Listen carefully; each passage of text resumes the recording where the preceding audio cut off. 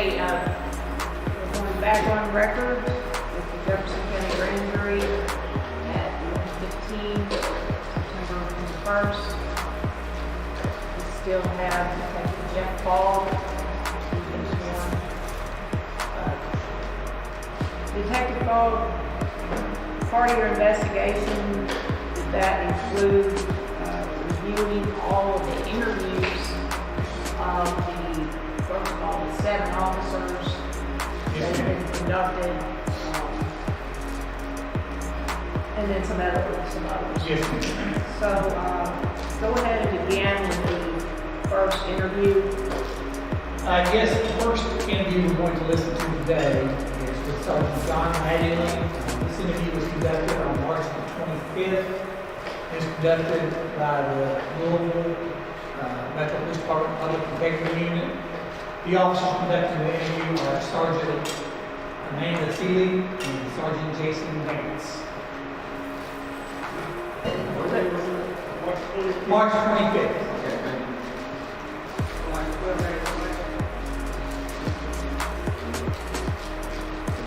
And in the back, you just raise your hand and make sure you know you can hear it well.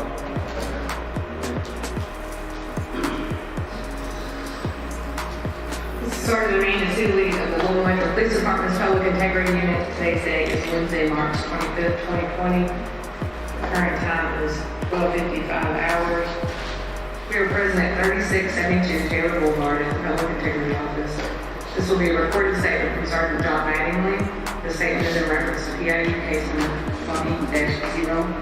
20-019.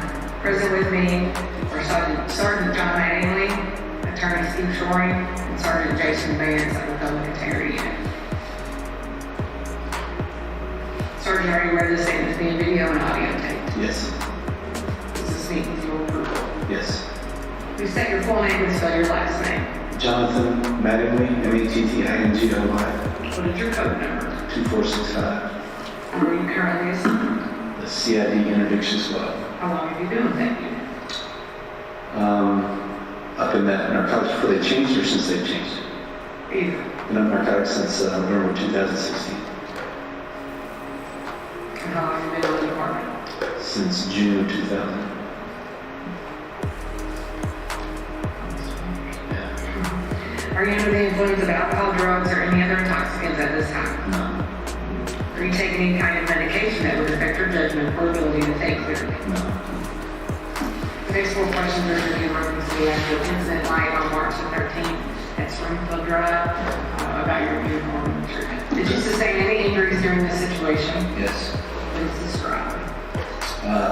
Sustained a gunshot wound to the upper left thigh, and it tore through the femoral artery and exited out the back of the leg.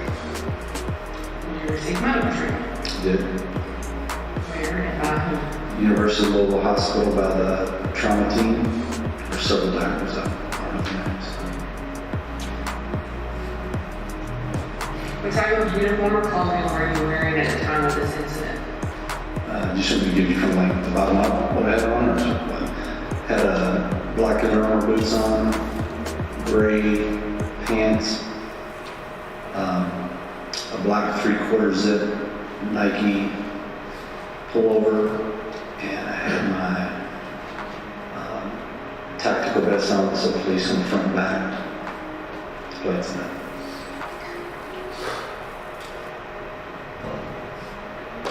Do you have the same uniform or clothing on right now? No. Because of statutory requirements, KRS 67C326, I'm not going to value of your constitutional rights prior to asking any further questions. Right, so we are all going over this. Putting the time part of that place, 3652 Boulevard. Washington Mountains, but it's kind of just so easy. We actually changed the KRS that we're referencing. Yeah, it's not 15 by 20 anymore. It's because Louisville's a first class city. And once it was brought to our attention, we just changed it. But it's the same privileges. Okay. Same rights. Before we answer your questions, You must understand your rights. You have the right to remain silent. Anything you can say, anything you say can will be against you in the court of law. You have the right to talk to a lawyer prior to any questioning or making of any statements, and you have him present with you while you're being questioned. You cannot afford to hire a lawyer. One will be appointed by the court to represent you before questioning, if you desire one. You may stop the questioning or making of any statements at any time or refusing to answer further or by requesting to consult with an attorney prior to continuing with questioning or the making of any statements. I have read this statement of my rights and I understand what my rights are. I'm willing to make a statement and answer questions. I do not want to look for. I'm still read that, I'm sorry. It's a preamble of the LMP rights waiver. I understand, know what I'm doing. My promises are fixed. I've been making me no pressure or coercion of any kind from the beginning.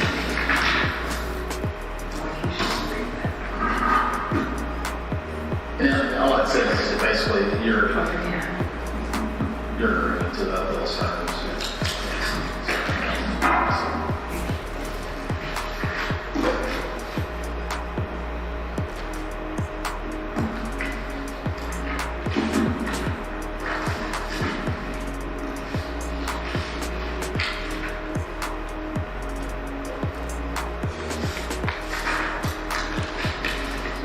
Starting in your own words, the incident occurred at 3003 Springfield Drive, apartment number 4, Article 13. Give me your words of what happened and your involvement. We're executing our search warrant for one of the other units of the CIP. I think it's place-based. And about 45 minutes before we executed the warrant, I did a drive-by with my camera at the island house. So I did a drive-by the apartment just to get my own visual to make sure which door we were hitting. When I came up to the door, there's two apartments. It's the second door over, and there's a road router ran right in front of it. That's how we identified it. It was apartment 4 on the bottom floor on the right. So there's two doors looking directly at us, two on the side. It was the one on the inside on the right. Went back and we geared up, and it was time to swap us. It was doing their thing down at 2-4 Madison. We went over Elliott, we executed up at the same time. I was the first car in. We pulled up on scene.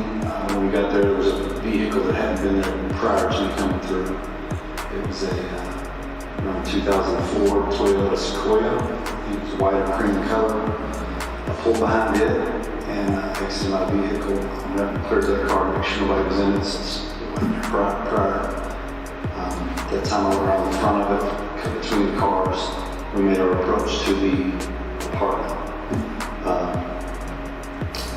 When you go up again, the doors on the right, there's a stairwell that goes right over the top of it. I circled all the way to the back since I was going to be one knocking on the door. So I was basically in front of the back door of the other apartment. It's just right beside it. When we all got in line, I knocked on the door, banged on it. We didn't announce the first couple because our intent was not to hit the door. Our intent was to give her plenty of time to come to the door because they said she was probably there alone. So we predetermined to give her plenty of time to come to the door. Banged on the door, no response. Banged on it again, no response. At that point, we started announcing ourselves, please come to the door.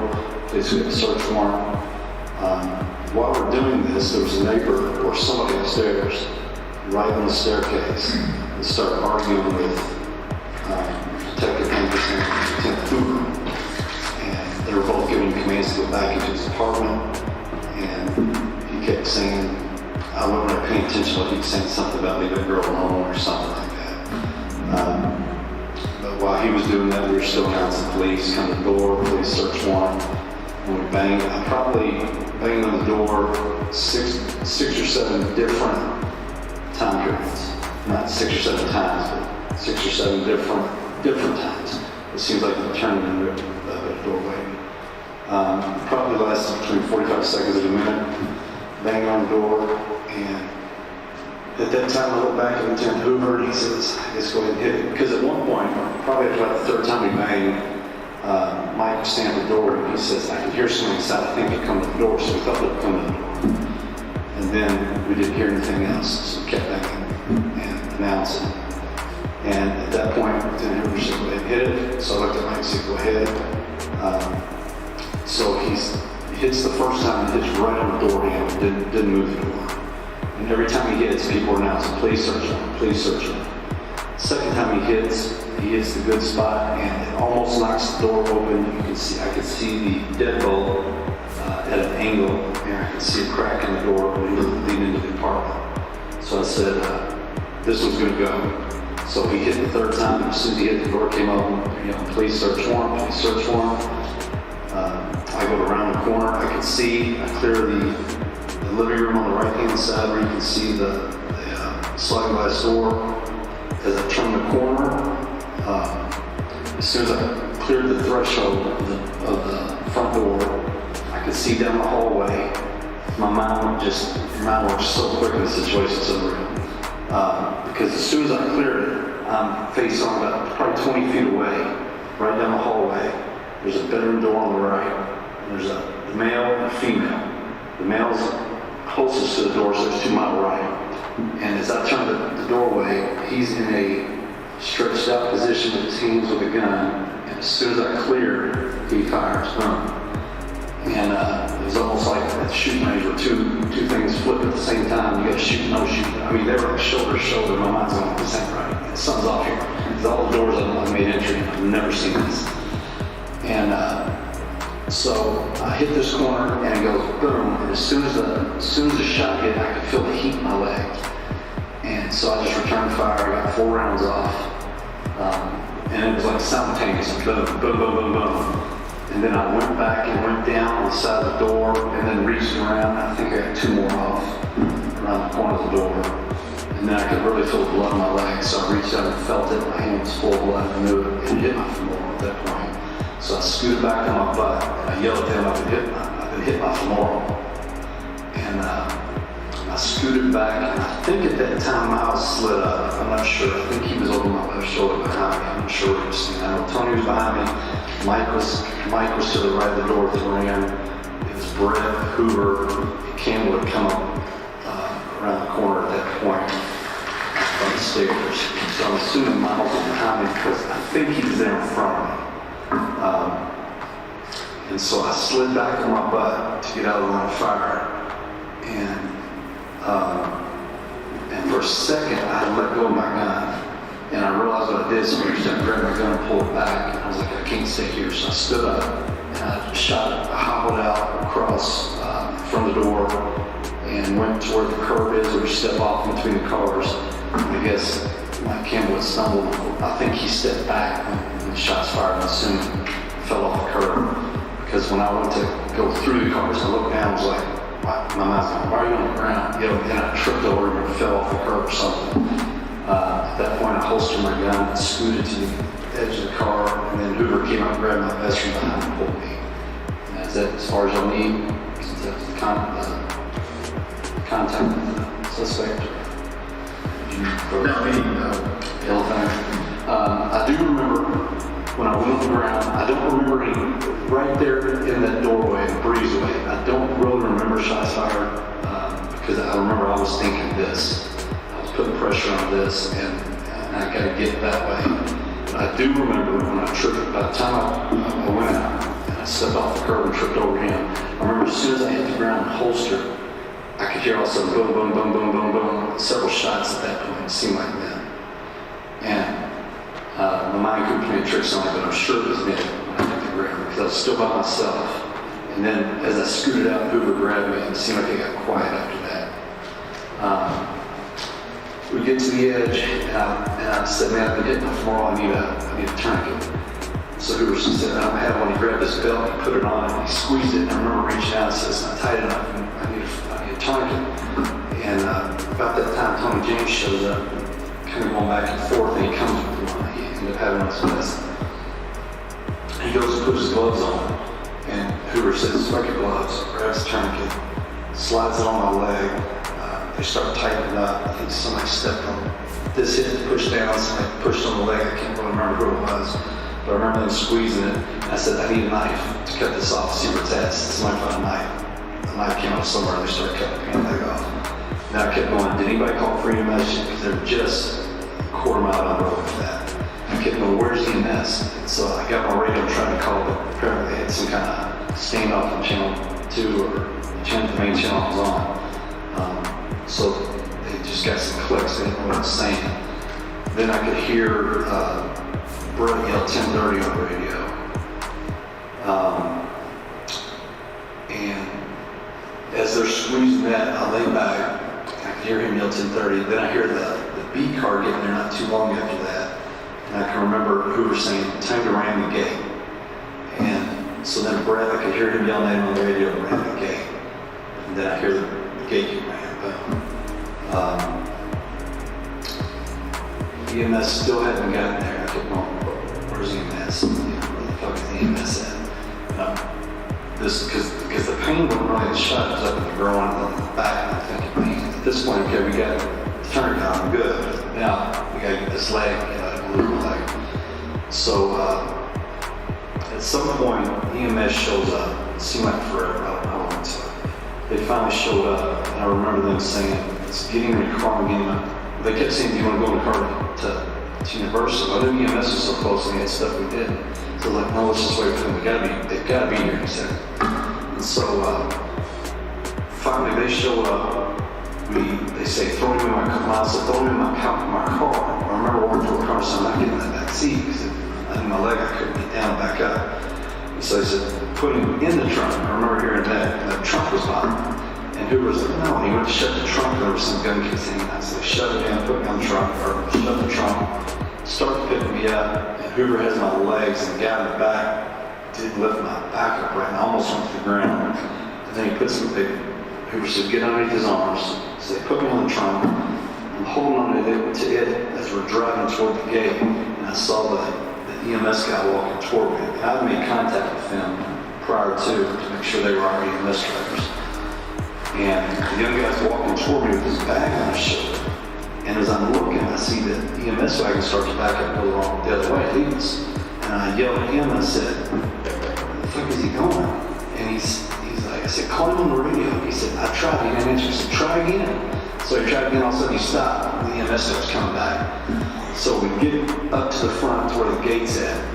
And I'm not sure if the other guys went or what they were doing, but Hoover finally said, "Fuck it, hold on to my neck." He scooped me up and he walked me around the car. Somebody pushed the gate down, he stepped over it. We got to the wagon, got in the back of the wagon.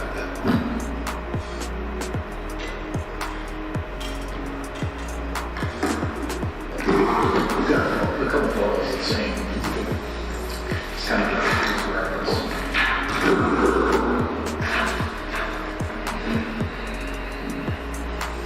So photo 1 represents the entire area. And we'll just sub-label the actual building where this is in place. We're going to label it as A. Okay. We'll use B as the gate. We heard Jay say, we're going to use this photo to kind of make sure that we understand you correctly as far as like how you came out. So this is photo 2. This is it's a closer photo of the building that took place. This is the breezeway and then the sidewalk, and there's kind of like a little handicap access point here where the sidewalk kind of veers to the parallels the building. And there's this step, or a couple of steps there. If you can, and obviously the cars in this photo do not represent the cars tonight. Right. We wanted, some kind of visual to understand everything happening. So the breezeway comes out, there's a set of stairs that goes to the second floor of the apartment building. As I understand what you said, you come out and you go between like this car, where this car's parked in the photo and this car's, and Campbell is falling down. Right. Yeah, he's in between here. There's a car here.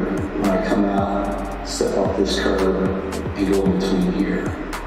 Pretty sure that would just make more sense. I don't think I would veer it out. I think I went to the path and least resistance here. Okay. Now, just from working the scene and all that, we all know that there was a white SUV. You said you're sitting as well, a Toyota Sequoia. Was your police vehicle parked immediately behind it? Directly behind it. And where would you, I'm gonna let you mark it, you know, it doesn't have to be exact. Right. What you remember. The two As far as where we were, yeah, Sequoia and I'm pretty sure this Clay was up just a little bit further, like right here. Not here, it was here.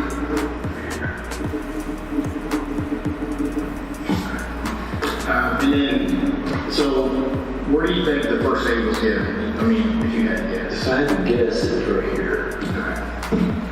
And at some point, the vehicle that you used, you talked about. No, I'm sorry. It may have been right. I know I came through the corner and drove me somewhere. I was keeping up with on this side or this side. I think it was out here. Right. Yeah, because then Miles' car put up here. Right. Yeah. And you remember what kind of car it was? His? Impala? No, Maxim. Maxim, one below. Nissan. Yeah.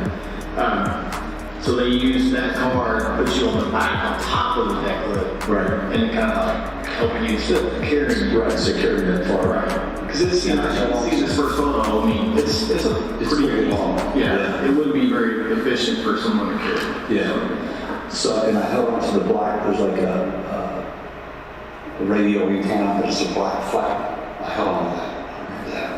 Okay, so they evacuate you to this gate here in the photo. Correct. And at that point, as you said in your statement, Lieutenant Hoover had requested patrol to ram the gate to open it. Correct. Because it kind of separated the property. Yeah, he's trying to get us in here because he knew, he probably assumed at that point they would get confused if they came down and realized it doesn't match and you have to come all the way around. Right, and it's an obvious, the most efficient way to evacuate Yes. an entrance. Yes. Okay. Correct. So they get you to the gate, and then they shuttle you into the ambulance and something. I know there's some confusion, you know, communication issue between you guys and EMS Right. personnel, and then you're transported to the hospital. I don't have a street view of the actual, you know, the front of the apartment, just because, probably because of this gate, the location of this gate, Google had not, they don't have a street view of this location. It actually only have all the, you know, the air views of it. So, to go back to when you guys, prior to you guys, you know, trying to manage, you said that, you know, you guys knocked on the door, and your whole intentions were just to get the occupant or occupants in the house to come to the door. Correct. Now, what kind of information, if any at all, were you guys given in the pre-operational briefing? We were told that the target, their main target, the male, had packages sent to this location. She possibly held up for him, received the packages, and held his money. Okay. And do you remember the name of the target on the search warrant? No. Because it wasn't a search warrant that you or the people, your personnel are assigned to you. Right. We didn't write it. We didn't do any investigation. We didn't know the background. And you guys were only there to assist, you know, you got multiple units within CID were trying to serve multiple. Right. It was a heavy manpower intensive operation to just use bodies. Okay, other than, you know, what you just said, do you remember anything about the pre-operative operation? As far as for us on that one? Yeah, it was, they said they did not believe she had children or animals, but they weren't sure. Said she should be there alone because they knew where their target was. And I guess they thought that he was her only boyfriend or only acquaintance. The whole time Mike watched the house, there was no change in lights coming on or off. The only thing he saw was the light on the bedroom and the TV. So he was able to see some type of, or some form of illumination in the From bedroom. bedroom. Do you remember which window that was in? Yeah, it was, this one, yeah, this one here, I think. Or, I think it was that one, I'm not sure. One of the bedrooms. Right, one bedroom. So we went by, I don't remember seeing it lit up when we pulled up. Okay. You know the time, like, started. I have no idea. When we briefed, he was already on scene. We briefed at 10 o'clock. We didn't hit until 12:40 or 35. And At 12:35 on my phone, I was calling him, telling him we were pulling around the corner and I come in.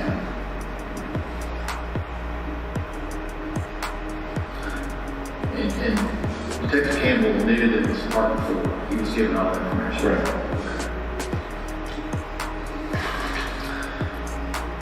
Go back to, you guys, your whole intentions were to have the occupant or occupants come to the door. And you characterized, you were all knocking, announcing. Initially, it's just knocking, trying to get somebody at the door, which kind of, initiates the upstairs resident to come out and make contact with you guys. Right. And do you remember kind of what kind of verbal exchange? Between the upstairs? Yes. I remember when he first popped out, Lieutenant Hoover kind of came to I don't know if it was a low ready or kind of a up because they didn't know who was approaching him. I remember Brett extending his gun saying, get back in the apartment, get back in the apartment. Brett was a little bit worked up. And I remember at one point, because they kept exchanging, while we're doing this, I remember looking at Brett saying, Brett, relax. Brett, just relax. Because, while you got to pay attention to him, it's not your focus. Right. I mean, other than the obvious, the police logos on your attack vest, did you all have to, identify yourselves? I don't know if they did or not. I don't know if they said we're the police. Because your focus was on at this point. Yeah, I'm not physically knocking on the door, so I can't really pay attention to what. And it would be dangerous for you not to stay focused on the door. We all know we refer to that as a fail point. Right.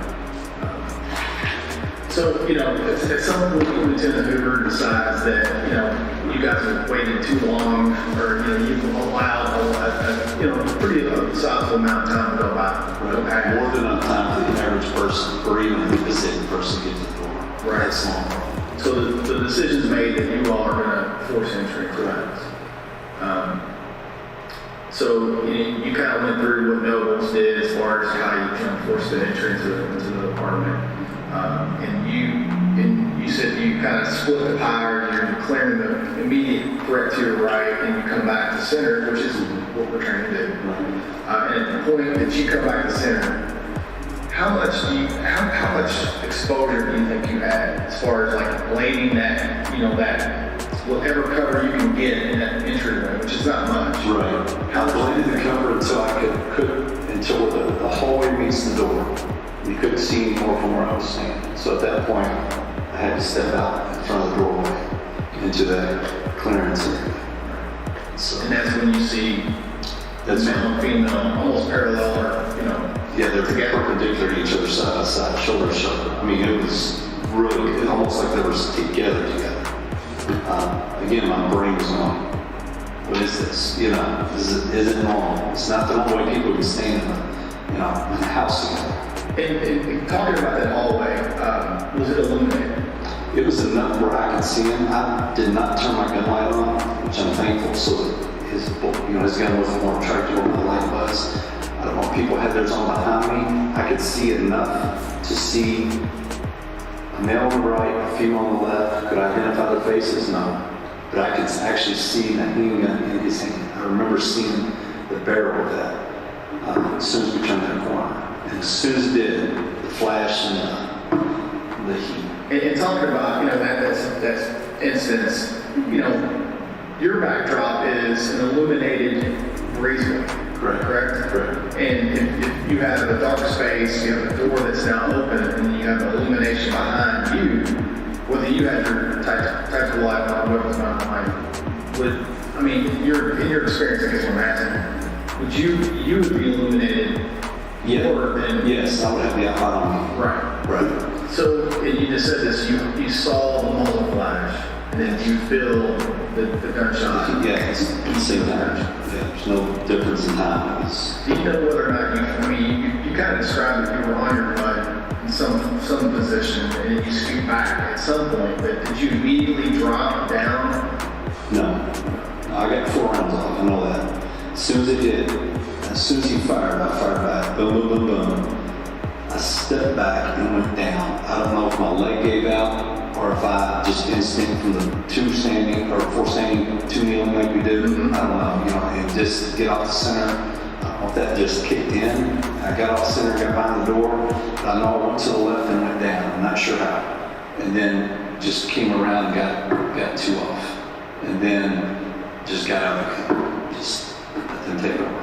I don't get shot back in the head. I don't want to get, you know.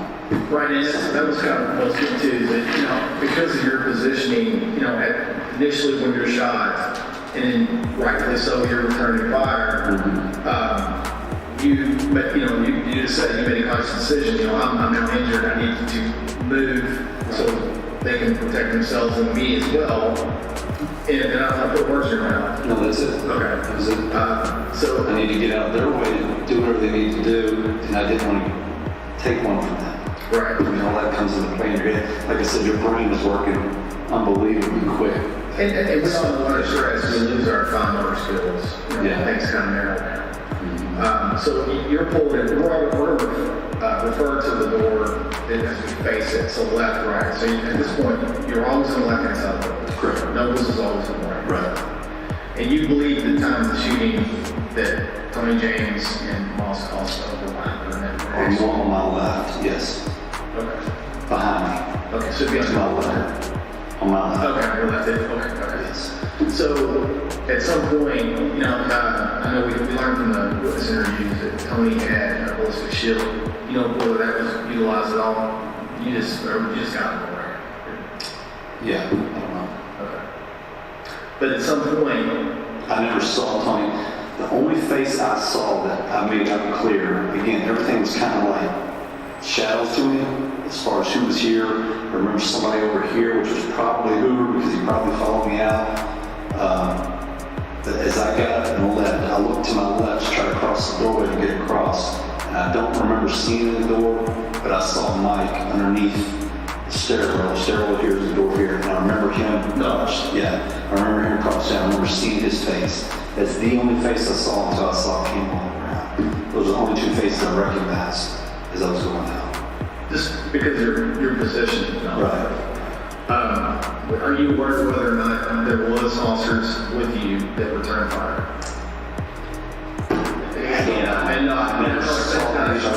I never saw anybody return fire. Okay. Like I said, I heard it once I got out between the cars, but right then, I don't know. So you don't know if there's fire and how long with you? Yeah, no. I don't think they did, especially my initial four. I know nobody did. It was just me and this guy. That was it.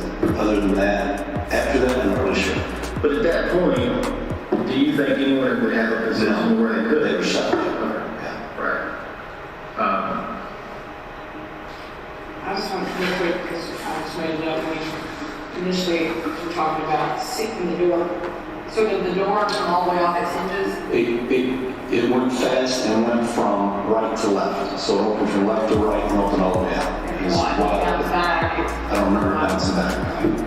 And you had mentioned, you said that the guy was stretched out. What did you mean by that? Being both hands pushed out in a fighting stance, or shooting stance.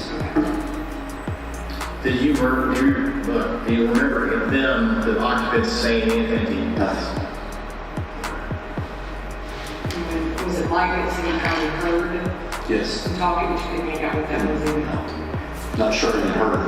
I think when he heard that, I was kind of addressing whatever the situation was going on upstairs between Brett and this guy. Would you characterize that verbal contact with that resident? He was being- kind of changed the tactics of the situation? It did. It pulled away from a lot of it, and he was being belligerent. I don't know why. I mean, I don't know if he was drunk or what, but he was being very hostile from the get-go. As soon as the contact was made, he was just arguing back. When they were saying, just give me a partner, just give me a partner. But you never physically, or you never actually saw him? No. Okay. Because of the position where you were. Right, I was underneath the overhang, Yeah. so I could see. You said you guys didn't initially announce. No, the first man was recorded 9 minutes. I think after that we did. I could be sure for the second, but again, there was probably 6 or 7 different contacts, multiple banging on the doors, and And after that, each one of them had police come to the door, search warrant, police search warrant. And I remember Brett, when he was arguing with this guy, while we were knocking, going, police search warrant, police search warrant, police search warrant, police search warrant. I mean, he was repeating, so the guy had nowhere to place. Because while he was in contact, while he was in contact with him, and I'm hanging, he's yelling, police search warrant, over and over and over. So was Mike also knocking, or was it just you? I was on one night. So was anyone else yelling these search warrants besides you? Yes, multiple people. Yeah. So kind of at the same time, Right. all those Just coming out of just. yeah. So in the pre-operational briefing, you guys just considered this location as, and I've heard this a couple times throughout this investigation, as salt harbor. Right. Based on the information that the lead had concerning the entire investigation, Correct. organization of the, drug trafficking. So that's what made it, that's what kind of made you all come up with the original, hey, we're just gonna not try to get her to the more, the most passive way into the circle of the woman. Right. So you shot in the left leg, your wall pretty clearly wrong. From the pocket.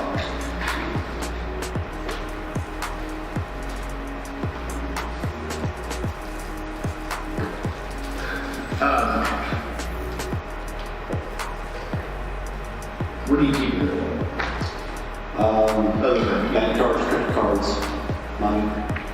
It's got a metal clip in the middle that holds it.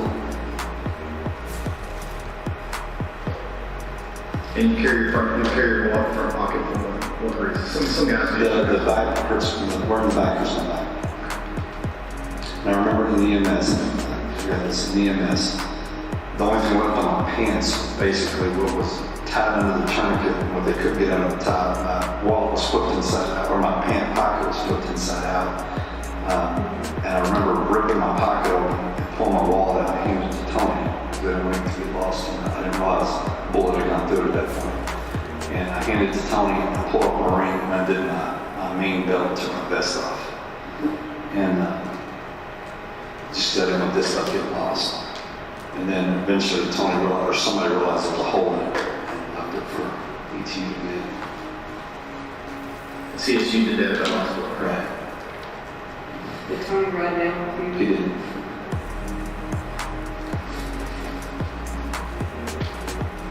So the guys from the initial people were Tony James and Mike Owens. Correct. From Miami. We won't get into, any really specific details of your injuries. Obviously, you were shot in your leg. It was a serious injury. As far as that, you were released from the hospital on Monday. 16. What did the doctor say as far as, physical therapy? I went to physical therapy this morning. There's some numbness that I keep feeling the thigh and on the calf on the bottom. He said he could come back to film, could not, may not. Just depends on the nerves regenerating. He expects, barring any other thing, there might be a knee injury now that we just discovered. Some ACL and MCL stuff. Maybe from stepping off the car. I'm not sure because the quad muscle apparently quit functioning when it hit. I knew I couldn't put weight on it, but I didn't know why. They said that quad muscle stops working, so it stops pulling your leg. So you're looking maybe additional surgeries? Possibly. I don't know yet. I don't have that appointment until April. Okay. Just because of this current situation we're dealing with? Yeah.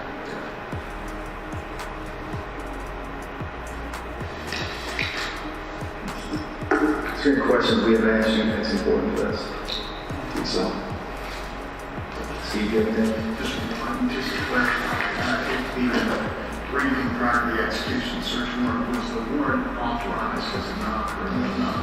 Or do you remember? Well, I verbally heard we haven't signed as a no knock, but we're not going to go that route. We prefer you to do the knock. On the board it was written, no knock, no knock, not going to announce on ours. But just because they put knocking out stuff in the warrant wasn't signed or not, we were told it was, Right. but they asked us to do it the other route. So that's what we did. That's all. You know why they would have? Had it signed and changed, And then prior to your, like when you guys arrived, you guys set up your stack. Is that something you guys kind of do the same as a group, or is it just position like how? it depends on what we have available to us. This breezeway was very small, and the best way to kind of go, when you go and go left to right, you couldn't fit everybody on the left side, which is the best advantage because of the way the door swings open. You didn't want anybody exposed on the right. There was no room in the stairwell. So you just kind of fit in where you get, and then the rest are going to have to straddle and have here on the right side. Well, you described it as a pretty, as far as the location goes, and I know there wasn't supposed to be a threat there, that it was considered a soft location, a soft target location. But as far as serving warrants, and you've got nearly 20 years of police experience, would you say that the position of that department would made it extremely? It made it a little more difficult. It's not the most difficult I've done, but it was a tight squeeze to get with guys especially guys that maybe you don't do all your warrants with, to know what you're doing, but everybody fell in place where they were supposed to, so. But yeah, it wasn't ideal. It's important to know, who are the members in that group that you actually just report directly to you and you work with every day? Well, Mike Nobles works with me every day. Tony James reports to me, but he's assigned to the Jefferson County Sheriff's Highway Intervention System. We work together every day. So we get members of CID that don't typically work every day together. Right. But we're also expected to have the same tactics, I understand that. But also keep in mind that, and I know this from my experience, is that when you do things with others, you kind of know what that person's, how they kind of maneuver through these situations. Right. And the guys do a great job after the fact, so I don't want to, say anything negative about that. Is there anything you can say for the record for you? Is it name totally true? Yes, sir. Yes. So the same, 1336. Are there any questions?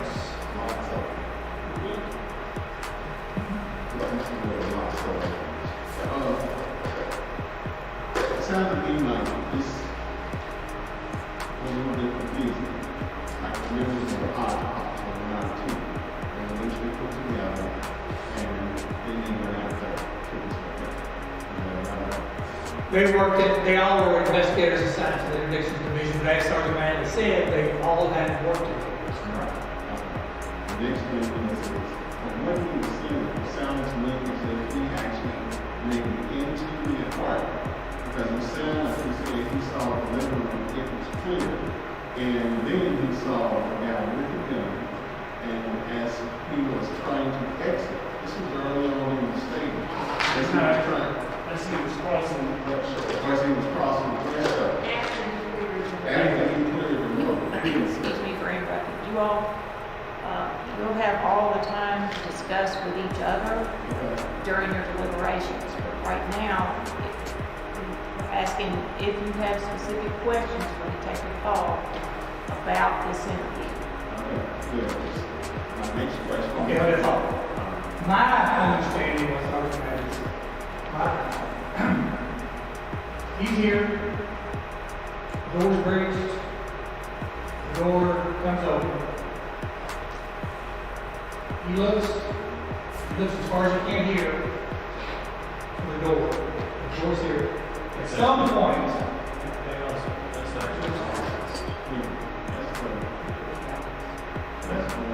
oh, it opens this way, see?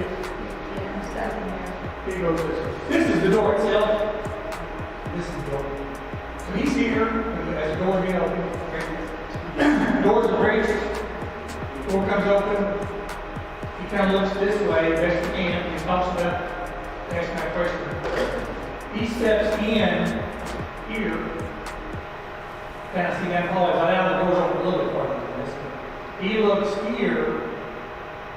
That's when he sees. I understand he doesn't step in here. He's still right here. And that's when he sees the figures. We just have some extra, but I don't know anything about the light. Who's on the left? That thing, Okay.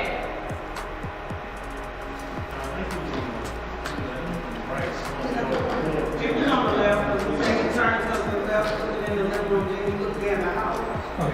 okay,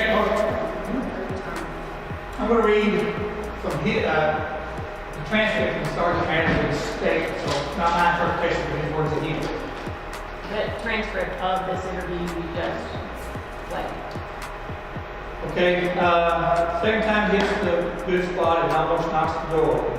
You can see, I can see the deadbolt at an angle, and I can see a crack in the door leading into the apartment. So I said, this one's gonna go. So he didn't hit it the third time. And as soon as he hit the door, came over the gun, police search warrant. I go around to the corner. I could see, clear the living room on the right-hand side, we could see the sliding glass door. As I turned the corner, This As he turns the corner. yeah. Turn the corner, same thing. He's still here. When he says he clears, he's referring to, he's just seeing. I understand he's seeing, but he just says he as he clears the corner. As I turn, He said turns the corner. as he turns the corner, this. Because right now he's looking. Okay. As I turn the corner, as soon as I clear the threshold of the front door, I can see down the hallway. So at that point, he clears the threshold. You stand right over here, Okay. approximately. It's right here. So he's over here, remember? So the door's this way. When he clears it, his head looking this way. Yeah, okay. As I turn the corner, as soon as I clear the threshold of the front door, I can see down the hallway. My mind works so quick in a situation that's unreal. Because as soon as I cleared it, I'm face on about probably 20 feet away, right down the hallway. There's a bedroom door on the right. There's a male and a female. The male's closest to the door, so he's to my right. So he is here.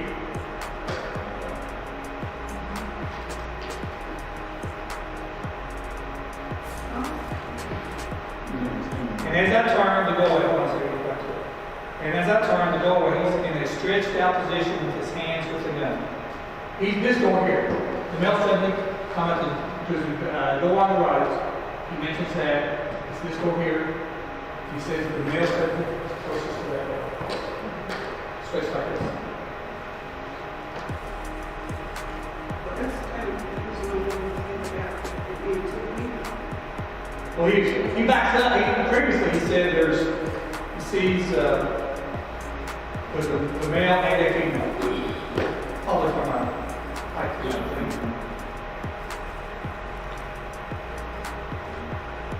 The doorway, he's in a stretched out position with his hands with the gun, and as soon as I cleared it, he fires, boom, it was almost like they shooting range.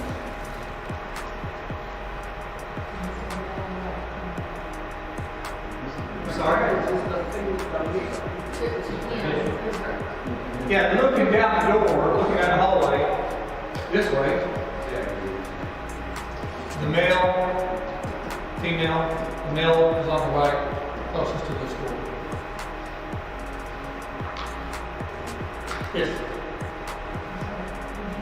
Can you clarify some of the officers' names? Because he talks about them by their first name. Detective Mike Nobles is the one that had the Graham. He was the one on the right, on this side of the door. On this side of the door, striking the door near the door handle and the lock, the doorknob with the ram. He's here. Detective Tony James, he thinks he's behind him. Detective Miles Cosgrove, he's not sure which, but he thinks those two are behind him. Which one man is she? Tony James, Detective James. James is one behind me. Yeah.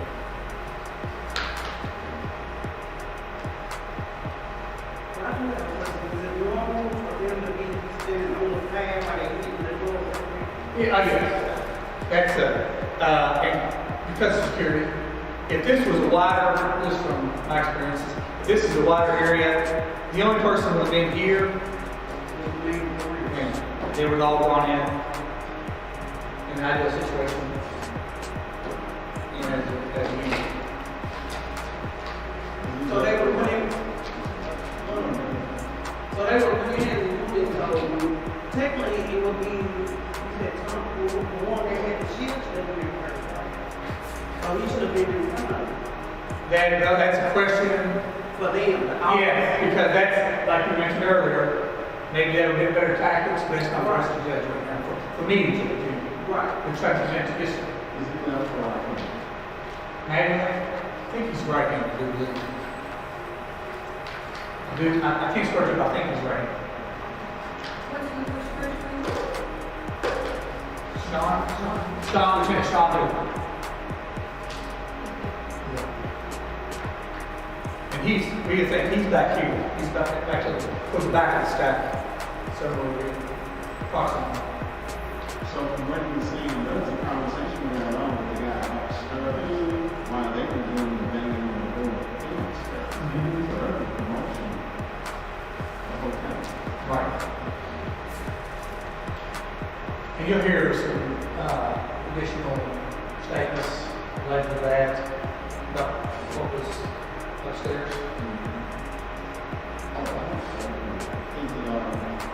I'm thinking that all the weapons were drawn.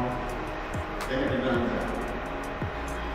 As far as I know, as far as, yes, they did. And whether they had it already or not ready, I don't know. As of right now, we know Sergeant Natalie did, because as soon as he entered across the threshold after he was shot, he turned around. Yes, I ma'am. have one more question. You said that when he came out, after he got shot, and after he came out, he fell off the curb, that was the curb to the parking lot? Yes, over here, he backs out, scoots himself over. And which officer did he run into? He tripped over Detective Mike Campbell. Yeah, he was the one that was originally keeping eyes on him. But after they all got there, Detective Campbell goes up with the group. So from this conversation, it sounds as if after he got shot, then he turned all the way around, because he said some stuff going left or right. So when you said he came out, he went to the right, I'm thinking he went to that door number 3. But then he crossed the threshold again to get out to the right. Well, the way I heard it, well, he gets shot. Okay. After he gets shot, he turns 4 shots. He's kind of here, To the left. to the left of the door, looking at it. Yes. He shoots 2 more times. That's what He's down, gets down on his bottom. At some point, he drops his gun. Let's go with his gun. Grabs it. Then he can't walk. Remember, he's scooting now. He's on his bottom. He's scooting back this way. I think at some point he kind of staggers up, and then at some point he trips over Detective Campbell. Over here something.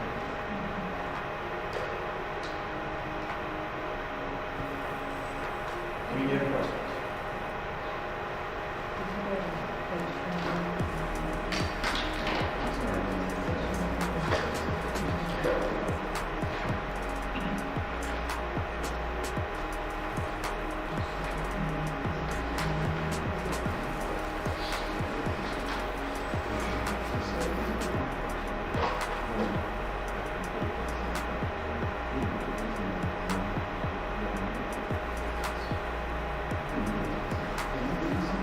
Okay, I'm going to read a little bit more from Sergeant Natalie's transcript.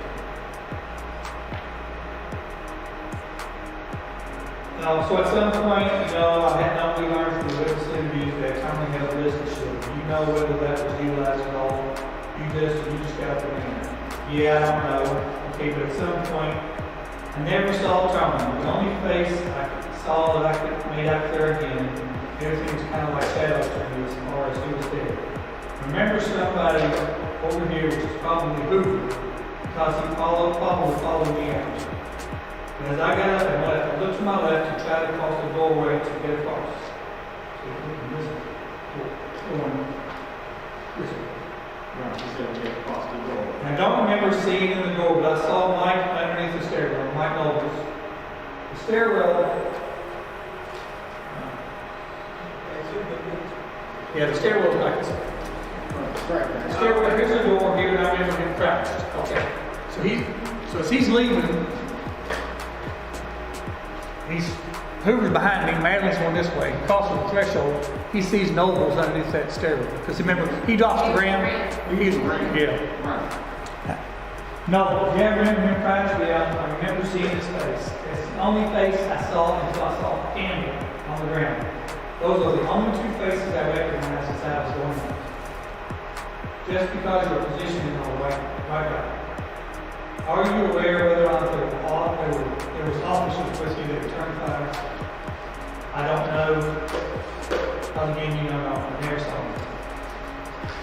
This is, let's see, this is what they call, they are getting together before they go in. One of them is the ring guy. One of them is him, even though there's two people behind him. I think there's two people behind him. In the course of this, some man comes out of his door upstairs, looking at his door, and they say, an officer at the bottom of the steps talks to him and gets him to go back inside. Tries to get him to go back inside. At the same time, the officers downstairs at that door are constantly knocking on that door. Yes. And they are not saying this is the police yet until they have this conversation with the guy upstairs. Then they start saying that they're the police. I don't know. No, they said that every knock that they knocked, it was police. Other Okay. than They started. Remember, we're not gonna have discussion between branch boards. yeah, remember His go back questions. to that because he addressed that.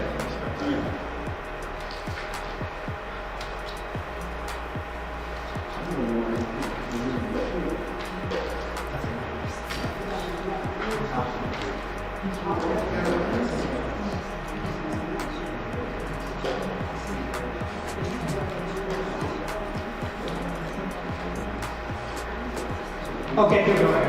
Okay, here you go on the document.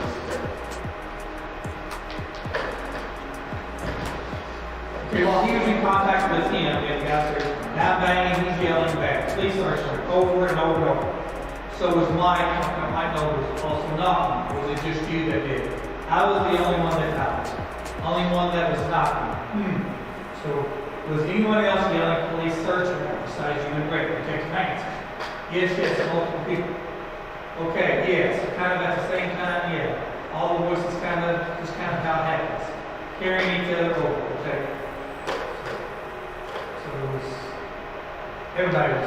most people were yelling, police. After the conversations, Hankinson was having with the guy. Now, hold on, there's another area here, I'm gonna check, I was looking for that.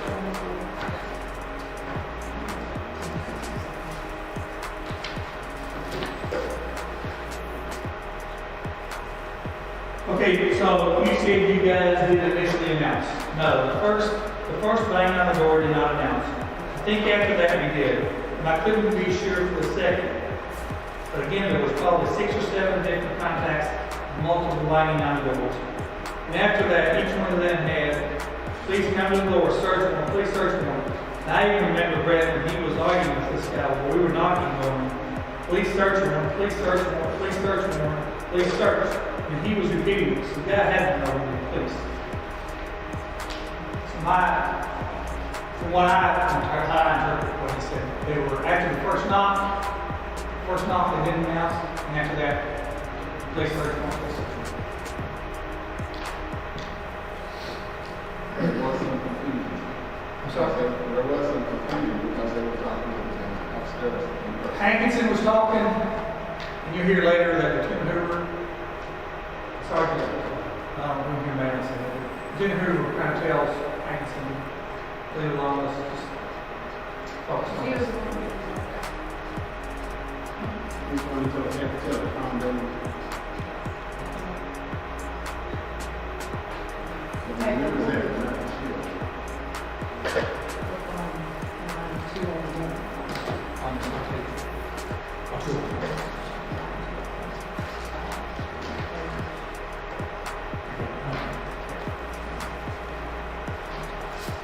Okay, to a more of a knocking issue topic. So I was basically in front of the back door of the other apartment. It's just right beside it. We all got in line. I knocked on the door, banged on it. We didn't announce the first couple because our intent was not to hit the door. Our intent was to give her plenty of time to come to the door because they said she was probably there alone. So we predetermined to give her plenty of time to come to the door. Bang on the door, no response. Banging on it again, no response. At that point, we started announcing ourselves. Please come to the door. Please give a search warrant. While we're doing this there was a neighbor or somebody upstairs right on the staircase that started arguing with Detective Hankinson and Lieutenant Cooper. They were both given commands to go back into the apartment. He kept saying he wasn't really paying attention to what he said. Something about leave that girl alone or something like that. But while he was doing that, we were still announcing, please come to the door. Please search for him. He probably banged on the door six or seven different periods. Not 6 or 7 times, but 6 or 7 different times. Well, it seems like an attorney when you go to the doorway, but it probably lasted between 45 seconds and a minute. Banging on the door, and that time I looked back and Lieutenant Cooper, he says, yes, go ahead and get it. Yes. I just want to clarify, and tell me if everything's okay. So they served this at around 12:40. Correct. The first 911 call came in at 12:43. That sounded like my hotel. So it's a span of 3 minutes.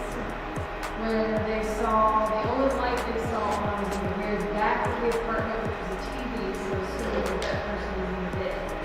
So there, enough time to answer the door was 2 to 3 minutes. Apparently that's the time, but the zeros at the 12:40 time, I don't know. That's the time we were given approximately that they hit the door. I don't know if someone looked at the watch and said, So that's exactly. not necessarily not. I'm sorry? So 12:40 is not necessarily the time to knock. Well, I mean, it could be 12:41, but I don't know if anybody could. You know the guy about it on the scene at 0035, 12:35. On the text we get there, so approximately 0040. You know that the time, the 911 call, 12:43, is correct. That time is documented by 911 specifically. Detective radio traffic from Hankinson.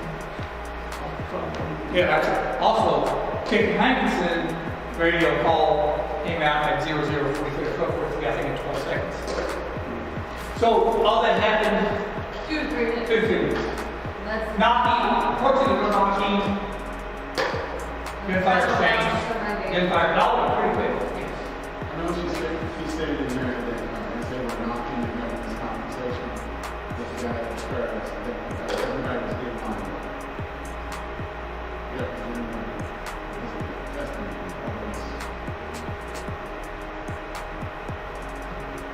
Yeah, I'm not that specific. so I didn't know where the shield is. Because it's like he doesn't know where the shield was. Well, he knows that Detective James has the shield. He knows that he and Miles Cosgrove are behind him. Doesn't know which order exactly. He knows he's here.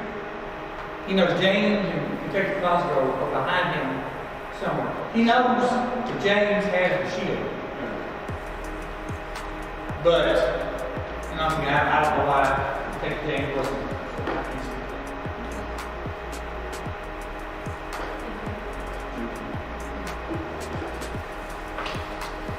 Okay. The next, we're going to listen to 2 interviews with Detective Cosgrove, Miles Cosgrove. The first one was conducted with Detective Cosgrove of the Louisville Metro Police Department's Public Integrity Unit on March the 25th by Sergeant Amanda Seeley and Sergeant Jason Vance.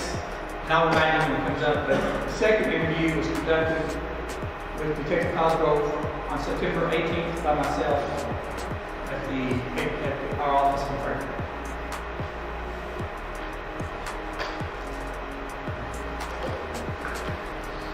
This is Sergeant Amanda Seeley of the Louisville Metro Police Department's Public Integrity Unit. Today's date is Wednesday, March 25th, 2020. The time is 13:50 we are present at 3672 Taylor Boulevard, Public Integrity Office. This will be a recorded statement from Detective Miles Cosgrove. The statement is in reference to PID case number 20-019. Present with me is Detective Miles Cosgrove, Attorney Steve Shoring, and Sergeant Jason Vance of the Public Integrity Unit.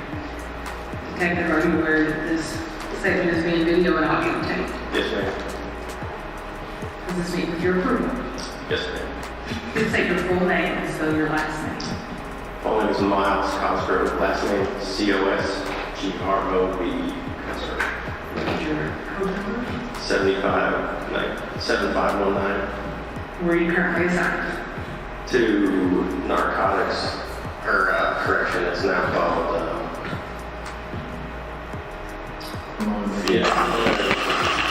Criminal Interdiction Division, CID. How long have you been with that unit? Just over 3 years probably, How long have you been with the department? 15 and change. Are you under the influence of alcohol, drugs, or any other intoxicant at this time? No, Are you taking any kind of medication that would affect your judgment or your ability to think clearly? no,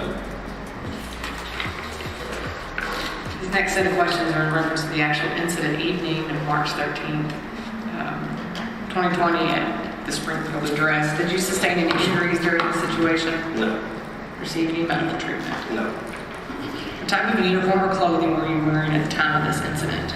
I was wearing what we call plain clothes uniform. I had my black tactical vest on with white police lettering. Under that I had, I think, a green long sleeve shirt. That might not, I had a long sleeve shirt, I'm not exactly sure the color. And then I had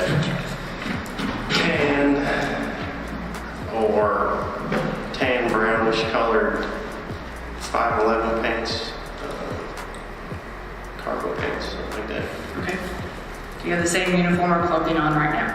No, Because of the statutory requirements of KRS 67C326, I am obligated to advise you of your constitutional rights prior to making any further questions. We won't be right with you. I've already filled out the place and the date. The time is 13:59. Before we ask you any questions, you must understand your right. You have the right to remain silent. Anything you say will be used against you in a court of law. You have the right to talk to a lawyer prior to any questioning or the making of any statements, and to have him present with you while you're being questioned. If you cannot afford to hire a lawyer, one will be appointed by the court to represent you before any questioning if you desire one. You may stop the question or making of any statements at any time by refusing to answer further or by requesting to consult with an attorney prior to continuing with questioning or the making of any statements. Section would be for you that you've read. The statement, your rights, I can let you read this. Is that okay for me to do that with it being I? Yeah, it just basically is if you're waiving rights, and this is what you're saying if you sign this form. So I read the statement of my rights, I understand what my rights are. I'm willing to make a statement and answer questions and not want to lawyer this time, which the lawyer is present. Understand and know what I'm doing. No pressure, no promises, no or threats have been made to me, no pressure or coercion of any kind has been used against me. Basically saying that you're acknowledging we're not twisting your arm against this stuff.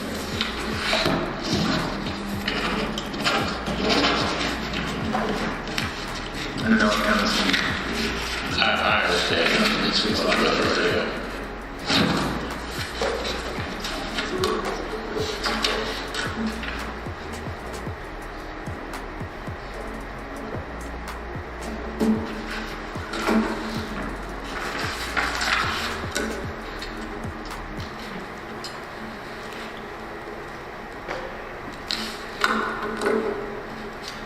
So, in your own words, the incident that occurred on Friday, March 13th, 2020 at 3003 Springfield Drive, apartment number 4. What happened, your involvement, and what actually led to it?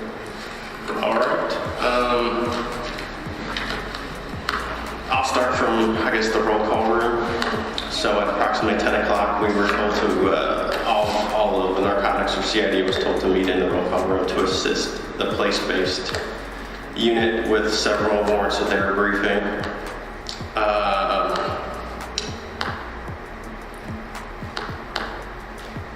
I was seated next to Prill, and we were assigned, I was assigned with John Mattingly, Brett Hankinson, Tony James, Mike Campbell, who was actually already out there with the eye, and Lieutenant Sean Hoover. I believe that's all the folks that were assigned to go to Springfield. We were asked repeatedly during the briefing that this was a what I call like a soft target. We were asked that to please knock and announce and to use our maturity as investigators to get into this house, to not basically hit the door, even though they had a no-knock warrant signed.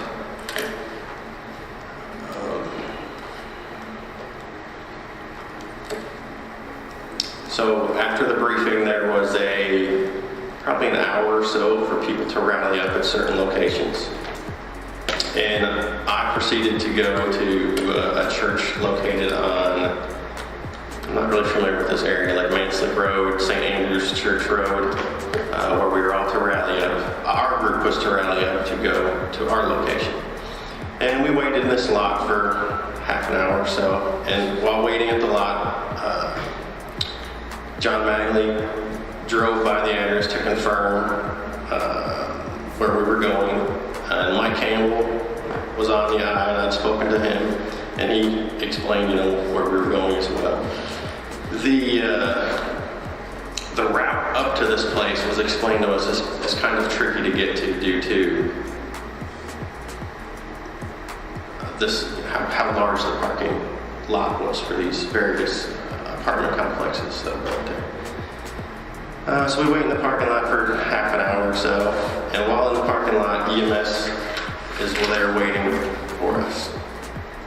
So at some point during this waiting, a call comes out on the radio to everybody to move out, basically. So I call Mike Campbell and give him a heads up that we're going to be en route, which is about 5 to 7 minute drive probably from where we're at. I'm in the car. I think John is leading, and everyone's just kind of getting ready to convoy up there. And at the last second, Lieutenant Hoover decides to get in my car so we can consolidate bodies and not have as many vehicles going up to this area. So we wait at this intersection for around a minute or so, and then we start up towards our assignment. In the meantime, there's radio chatter. I'm not really paying attention too much to what's happening on the radio. We take several turns to get to our apartment, and at one point, I think one of our cars took a false turn, and we had to slow down to get it back in the city.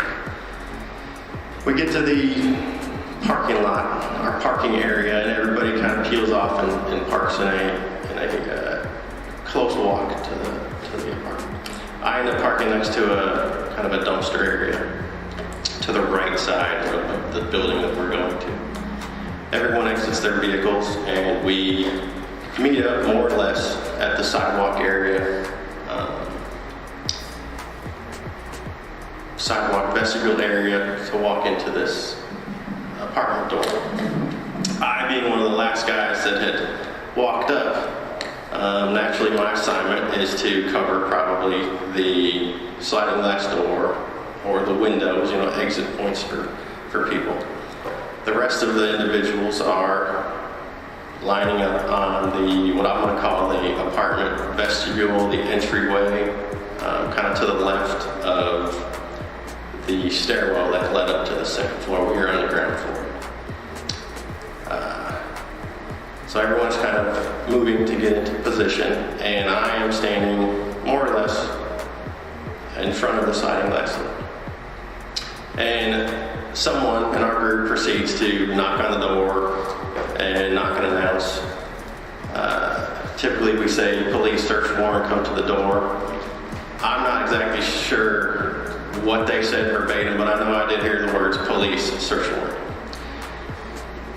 They knock and they knock and they knock, and this goes on for probably a minute. And during that minute, I am shining my flashlight into the sliding glass door and into this side window, which is more than likely a bathroom window that is to the right of the sliding glass door. And I'm just in this area seeing if I can see movement or shadows or lighting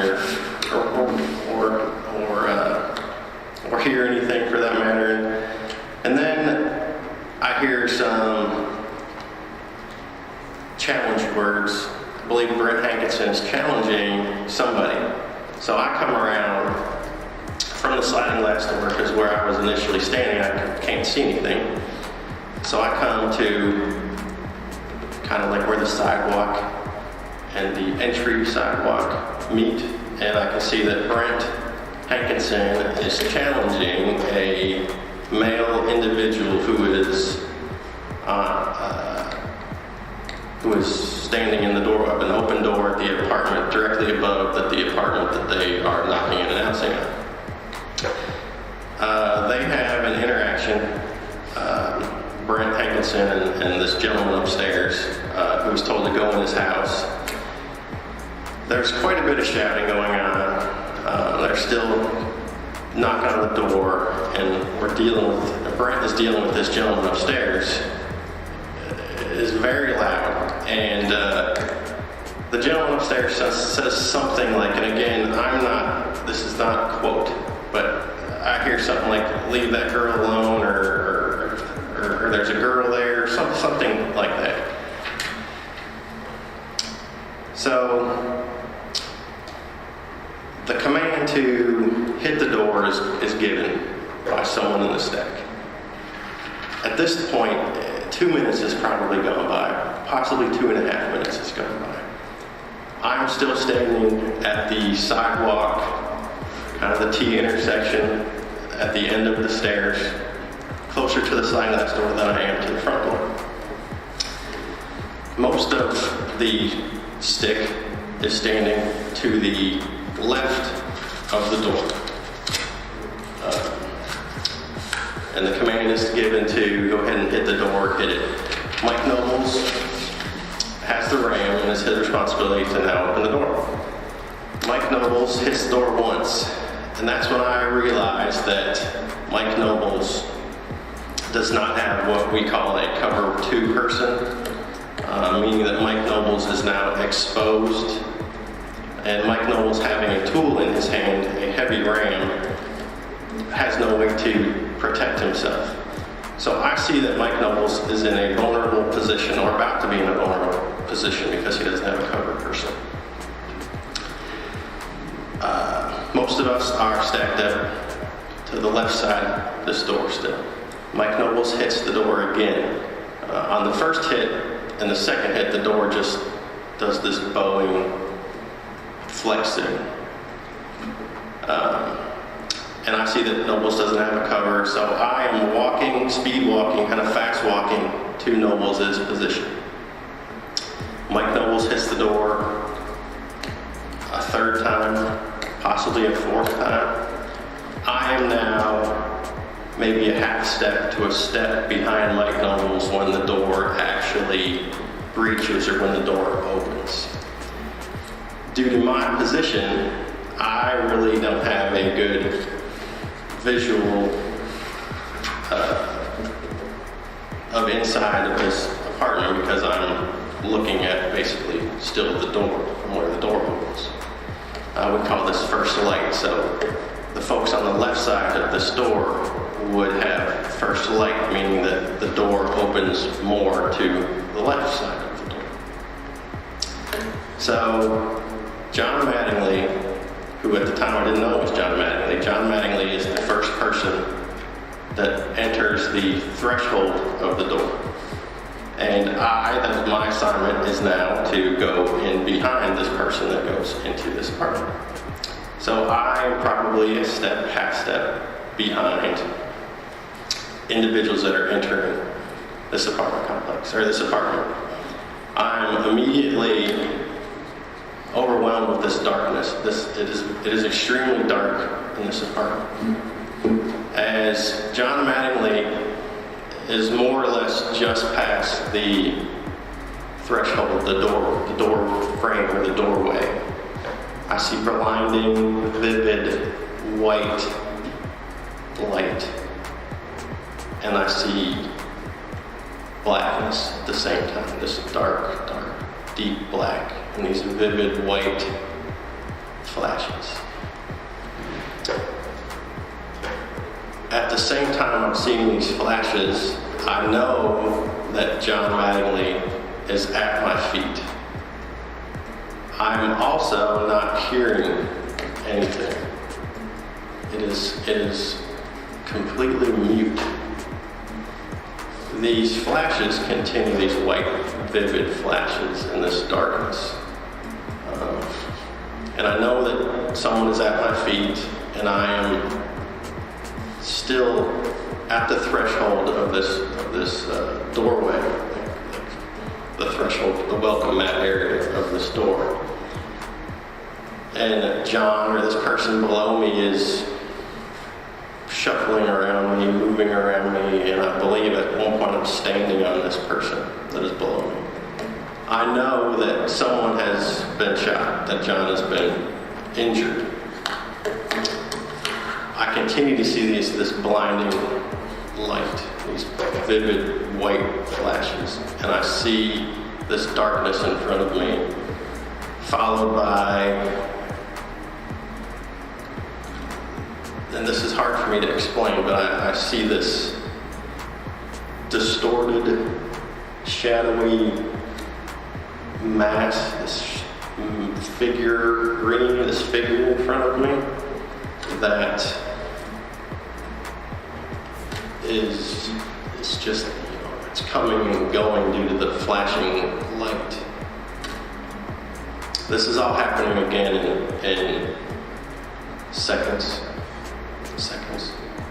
I'm still standing in more or less the same spot on the threshold.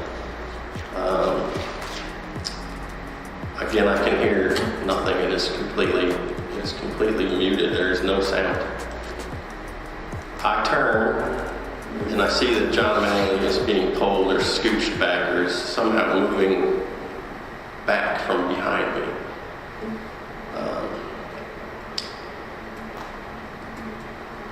I know, or I'm fairly positive that before me turning to look at, to know that he had left or to know that he's being moved, I'm almost positive that I had fired or were firing during those flashes and during that vivid,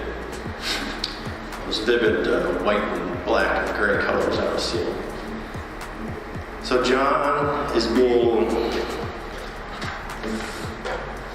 moved or pulled from behind me. We'll just take 1 second here.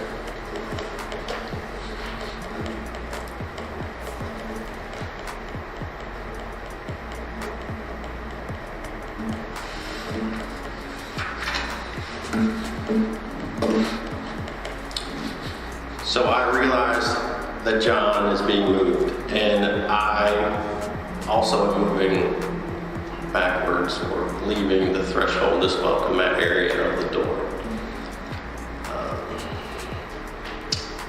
John is being kind of shuffling on his butt, and folks are pulling at him.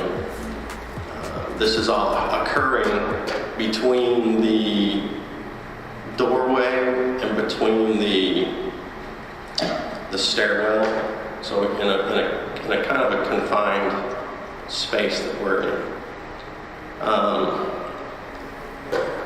I still see these vivid white flashes, and I don't see darkness anymore, but I'm seeing this vivid flashing, and I'm starting to see a bigger picture. I'm not sure if that makes any sense, but I'm starting to see more things. I don't know how else to say that, really. It's from when I was inside. When I was in this doorway, I'm not really seeing I trying to say that? I'm trying to say the apartment was eliminated, it started becoming more limited. No, it was becoming smaller inside of this apartment during those flashes, if that makes kind of house to say that. So they're dragging John out of this apartment, and I'm starting to see again, like see colors and shapes.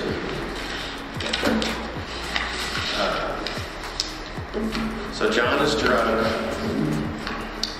behind some cars in the parking lot, and I must have taken a different route. We are now in the parking lot behind where cars are parked pretty much right in front of the sliding glass door. I said, unfuck yourselves and reload, because I knew that I needed to do that. So I went ahead and reloaded while hiding behind this car. John is being attended to by folks. I look up at this apartment knowing that there's still a potential that we may have to encounter somebody exiting this place. And I see that we're still kind of in a precarious spot due to where we had decided to trick John. I told Hoover and probably other folks that were helping John that we needed to move. And there was a car parked in the parking lot roadway, a larger car of some kind. And whoever was helping John, kind of drug him to the rear tire left side of this car. And Hoover asked for a tourniquet. And I give Hoover a tourniquet out of my medical pouch in my vest. And Hoover goes to put this tourniquet on, and it looks like it breaks. So I have this overwhelming sense to leave, that we need to go. So I run back up to the dumpster where my car is parked, and I get my car, and I drive my car down to where they're working on John beside this SUV. I know that Brent Hankinson I assume he's on the radio, because he sounds like he is talking to the radio, and he is very loud. I pop the trunk of the car and I get my AR-15 out, and I see them still working on John. And I go to my glove box and open my glove box and get out all the other trauma stuff that I have in there. And I dump all this trauma stuff onto John's chest, and then I go stand kind of the rear section of this car SUV so I can cover the apartment, because we are still standing more or less in front of this sliding glass door. Hoover is trying to hold John down to put on a tourniquet or to do something, and John is just thrashing about in pain. And I try and hold him down with my foot so Hoover can do something with him. And I'm still trying to cover the sliding glass door area. Hankinson is yelling to ram a gate. And I'm not exactly sure what this gate they're talking about is. It was briefed in the parking lot of the church that the route we were taking was a little odd because of what I assumed was construction. But apparently there is some kind of vehicular gate that remains closed in these apartment complexes for whatever reason, probably to keep them separated. So Hankinson is yelling very loudly to ram a gate, and then the next thing I know, there is a patrolman there, and his car is there, and he is helping Hoover and the other individuals treat John. And I can overhear Hankinson talking to EMS or talking about EMS, or I know EMS is close, but they don't know where we are exactly, or or they don't want to come up to us. I'm not sure what EMS is close. And I figure, put John in the trunk of the car, or on the trunk of the car. So Hoover and this patrolman, whose name is Combs, I don't know his first name, and that may not be his name, but I believe his name is Combs. Combs and Lieutenant Hoover and somebody else drove my car to EMS, which is located on the opposite side of where this gate was rammed. So now myself, Mike Campbell, and Hankinson are the only folks in this parking lot covering the apartment. I would say a minute or so goes by and we are just watching this apartment. And Mike Campbell says something to the effect of, I hear somebody, or he hears somebody or something. About that same time, the patrolman comes back, and he is now on the left side of me, and myself, this patrolman, Brent Hankinson, and Mike Campbell are behind where cars are supposed to park in the parking lot, facing this sliding glass door front door of the house apartment. Mike Campbell says he hears an individual, or hears noise in there, and I tell Mike to attempt to call this person out. Mike is winded, would be a good word to use, and Brent Hankinson automatically takes control of calling this individual out, while myself, Campbell, and Combs are covering the doors of this apartment. I would say some time goes by, a minute or so, a minute or two goes by, and an individual, a male individual, comes out of the apartment. And my view right now is very limited due to the cars and due to the stairwell on the side of this house. So all I can see pretty much is a torso of a person. And this person is moving very, very slowly.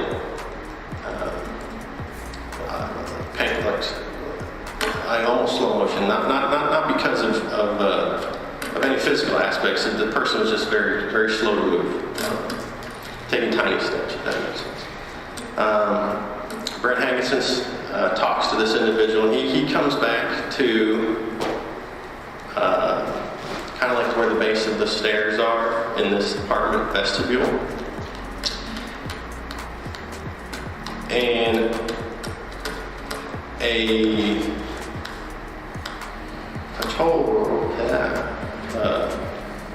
patrol dog is suddenly on my hip, and I can feel it breathing. And the canine officer goes over to Brent and kind of verbally takes over, giving commands to this individual. And when the canine officer gave commands, this person seemed to walk along, I guess, or act naturally. I noticed that Lieutenant Hoover is back now. I don't know if he had left or he'd never left, but now Lieutenant Hoover is back, and I'm telling Hoover they're dealing with this person, and they're being very noisy, and we are still trying to cover this house. So I told Hoover to move him, get him out of here, because we can't communicate with each other and still work this house due to how short we are, folks there. So the guys moved, and we continue to hold on this house. To my left, there's some kind of commotion. I tell some individuals that are close to me just to keep holding on this apartment and whatever is going on. I think we must have been there holding on this apartment for a while, I don't know, several minutes. And finally, SWAT shows up. Now during this gap of time, additional folks are coming. But as soon as SWAT shows up, they pretty much took over what was happening, and I kind of just like stood in the rear of the bear, in the safe area. And then SWAT did their thing, and they came out and said, or at some point it was said that everything is safe. That's kind of it. Well, we're talking about the animal there. So when you said you kind of stood behind the bear, going on from there, did peer support make contact with you? What did you do at that point? Okay. I hadn't really thought about that. We're not going to talk about like conversations. I'm saying No, like on his actions. So I'm kind of hanging out in the safe area behind the bear, and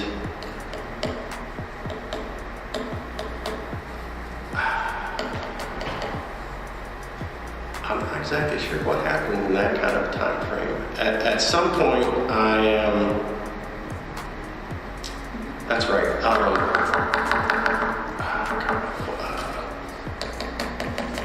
Cole from narcotics is staying there talking to me, and we just kind of walk around the parking lot. I think he's just there walking with me. So I'm just kind of walking in this parking lot, I guess, taking it in, or I guess that's what I do, just walking in the parking lot with Cole. At some point we are told to kind of go away.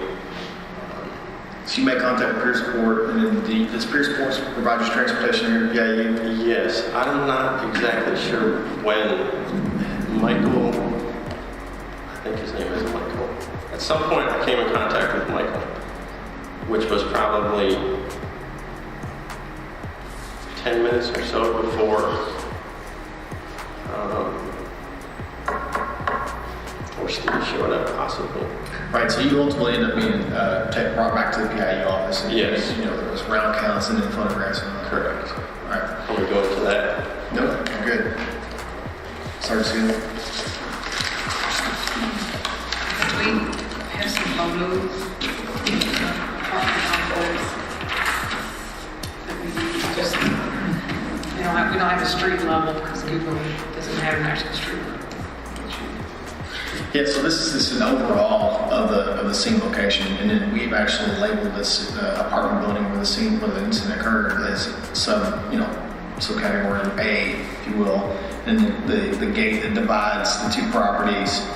And you said yourself, is the gate was here to make a clear division between this apartment living community and the one that was adjacent to it. And we labeled that B.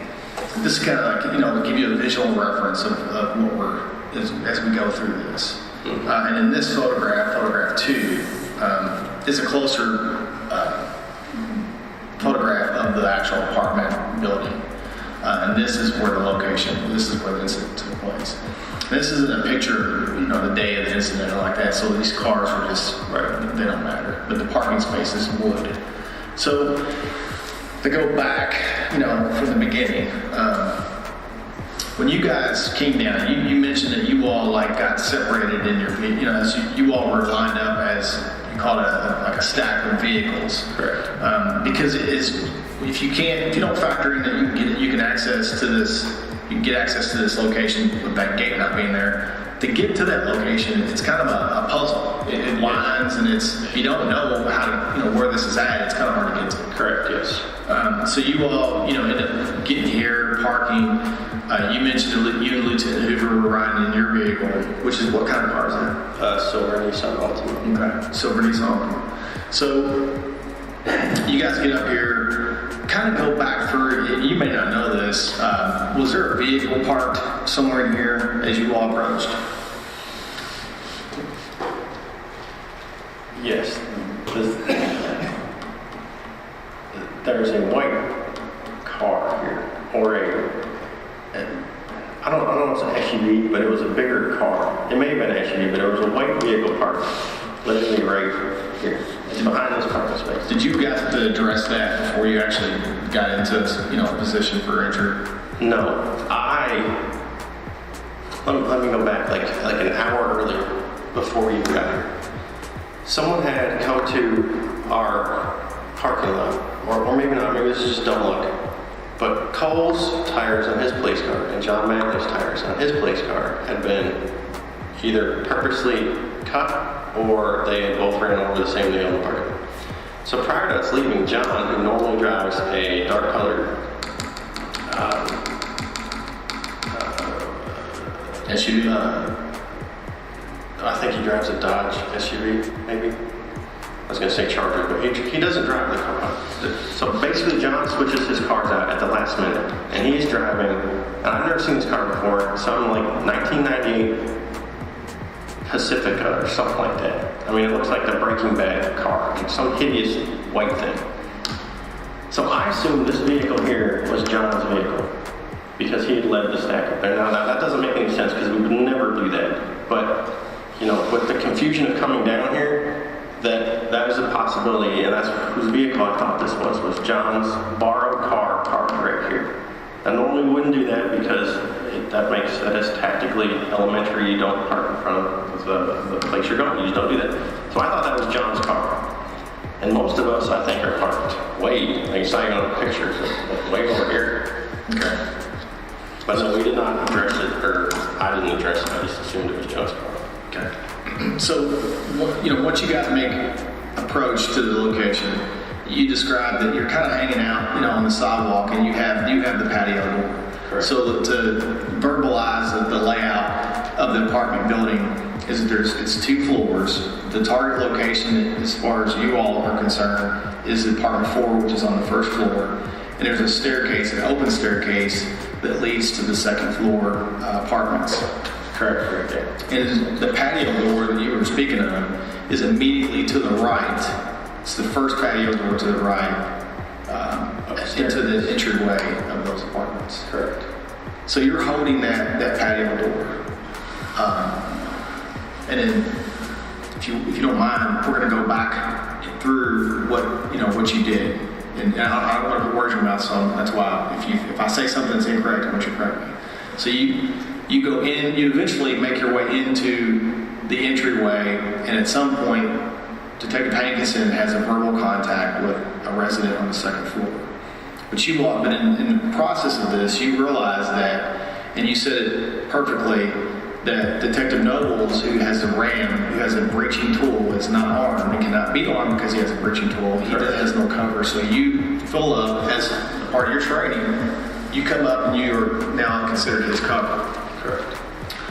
So you come up, and now we'll address this as we're looking at the door. So we have a left-hand side of the door and a right-hand side of the door. Correct. So if you're looking at the target location's door, Nobles has the ram on the right, okay, and you're his cover immediately behind him. I think you said a step or so behind him, so that's pretty close.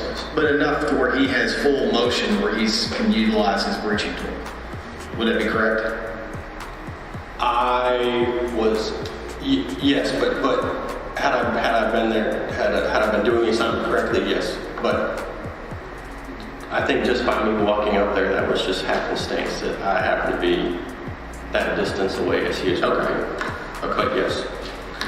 And before, and I'm trying to set up the positions, and we won't get to entry just yet. But so at that point, if you're looking at the target door on the right-hand side, you have Nobles, yourself, and then to the left, you have Sergeant Mattingly, and then who else?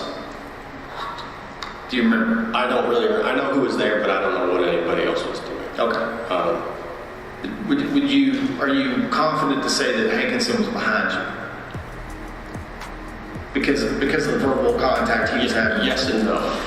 Hankinson was initially in the staff in this area, and I'm here.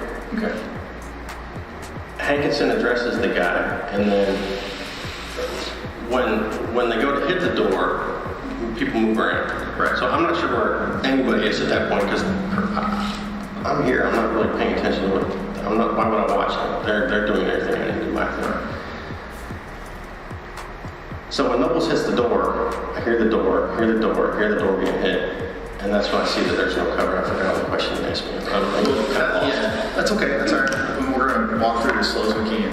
So before the door is actually forced or breached, you know, you will all knock and announce. Yes. Can you kind of describe that whole, I mean, I know that there was kind of a long period because... Oh, the knocking and announcing, it gives me chills to think about how long we stayed out there. Knocking and announcing on a door is nerve-wracking. And then to knock on the door, have to challenge somebody who we've obviously disturbed by our noise and commotion that we're creating, and then to have to continue to knock on the door again, that is I don't know how, that's nerve-wracking. I don't really have a word to... And why is it say that? Because it's an unknown threat. Because you have this building, this room, this house or apartment that you're going to go into here initially, and now you are letting people that are in this house or apartment, you're telling them your cards, basically. They know that you're outside because you're knocking and announcing. And that's telling them they're the police outside, and we have a legal reason to come into the house by the word search warrant. By being out there for that extended amount of time and folks not coming to the door, either they're not home, which is the best thing, because nobody's home, or they're in there formulating some kind of plan to either do me harm, to do the people around me harm. I mean, nobody cares if they're in there destroying evidence. That's really beside the point. It's that they're in there and they have this time to plan to do something, and that is the nerve-wracking part, is you're standing outside. You don't know what this plan is. And to kind of go back, I apologize, I remember you saying that you actually tried to illuminate the apartment from the outside with your flashlight. Correct. Which is, I'm assuming, one of the newer flashlights, which is very bright. It is not the newest one. It is the one that they gave us like 2 or 3 years ago, the baby brother of the new one, I guess. But it's not the old backlights. Oh, definitely not. Right. No. So there's an LED light bulb in it. Yes. Or light source. When you were here, before you moved up, could you see any light from the patio or the... No, there was absolutely no light. And peeking your head in the window is ridiculously dangerous. And normally you wouldn't put yourself in that position, but when you're knocking and announcing for that long, and if you're fairly confident that nobody is in there, then you might peek into this room. And I would say that I definitely got closer than I should have to look into these windows or these doors to see if I could see anything. And I saw darkness. There's absolutely no ambient light of any kind in this apartment. Nothing. It is completely dark. From my light source. So to kind of go back to the door, you know, and we've already talked about the duration of time that you guys knocked on the door, announced your identified yourself as police, and also identified your legal authority and search warrant. Correct. So, and at some point, Detective Hankinson has verbal contact with the second floor resident. Do you remember anything about that? Detail-wise? I just know that again, I'm still kind of far away. So I know Hankinson is saying, he used the word, "Sir, go back in your apartment," and they are both very loud. The resident and Hankinson are loud. And the guy, and I hate to say it, but the guy had an attitude towards us of leave her alone, or leave that girl alone, or something. And that's not a quote, but that's partial of what I'm hearing over Hankinson shouting and us talking in my distance. Okay. So they're having this loud this loud talking back and forth that goes on for a good while. And I don't know if he actually went back inside before we did our thing, but this went on for a while to where, you know, it just felt like we were out here forever we were just out there for a long time. So the decision's made eventually that you guys are going to make entry, that you're going to force entry. Correct. Which you had already been briefed on, and you were told that you had legal authority to do that. You had a warrant with it, right? Yes. To serve. Yes, correct. So you talked about Nobles hitting the door, and again, we'll talk about the left and right hand side of the door. Nobles is on the right hand side of the door, and he is, utilizing the ram to breach the door. And at some point, the door is breached. Yes. And if you can, with detail, go back and kind of run us through that. And I know that, the best you can. I mean, I'm not expecting you to be perfect. Just whatever you remember. So again, I'm standing in this, what I'll call like this T intersection right here where the building and the sidewalks come together. Because my ultimate job is to stay outside and watch the store, even when these folks go into the house. That's my job. And again, I see Nobles from this distance that he does not have a covered person on the right side of the door. And I'm not exactly sure where everybody else is. I assume they're on the left side of the store, but I see Nobles does not have cover because he has a heavy tool in his hand and cannot protect or defend himself or the other folks that are with us. The door is hit once, and I see the door bow, and that is probably when I realized that it is now my job because watching this door can be left alone for a second because Nobles is in need of a cover person. And I always try to find a job to do while doing these things, and that was the most important job that I saw that needed to be taken care of, was to go be Nobles' cover. So Nobles hits the door again as I am fast walking to Nobles. So now I am fast walking towards the right side of the door. And I pretty much can only see Nobles and a sliver of the door due to the angles and whatnot, and due to Nobles moving his body. Nobles hits the door a third time. The door is hit probably a fourth time. The door opens on the third or fourth hit, and at that time I am a half step or a step behind Nobles, more or less the spot that person should have been in the first place. So the door is open. Nobles has to obviously get out of the way, and we call it cover one and cover two. So I'm the cover two person. And I mentioned what we call first light. First light is whoever can see into a room first. And not to stop you, but I wanted to kind of explain that. So if you're looking at that door, the hinge is going to be on the left-hand side, and the door would open from right to left. Would that be correct? No, the hinge is on the right side. Are you sure? That's the side of the door Nobles was standing on, so you would normally hit this side of it. Would you hit on the hinge, or would you hit it on the actual knob? You would hit it around the knob area. Right. So what I mean by the hinge, I mean like what? Oh, yes. So what the yes. pivot's off of. Yes. That's what I thought you meant. The pivot is on the left side of the door where most of the folks have stacked up. That is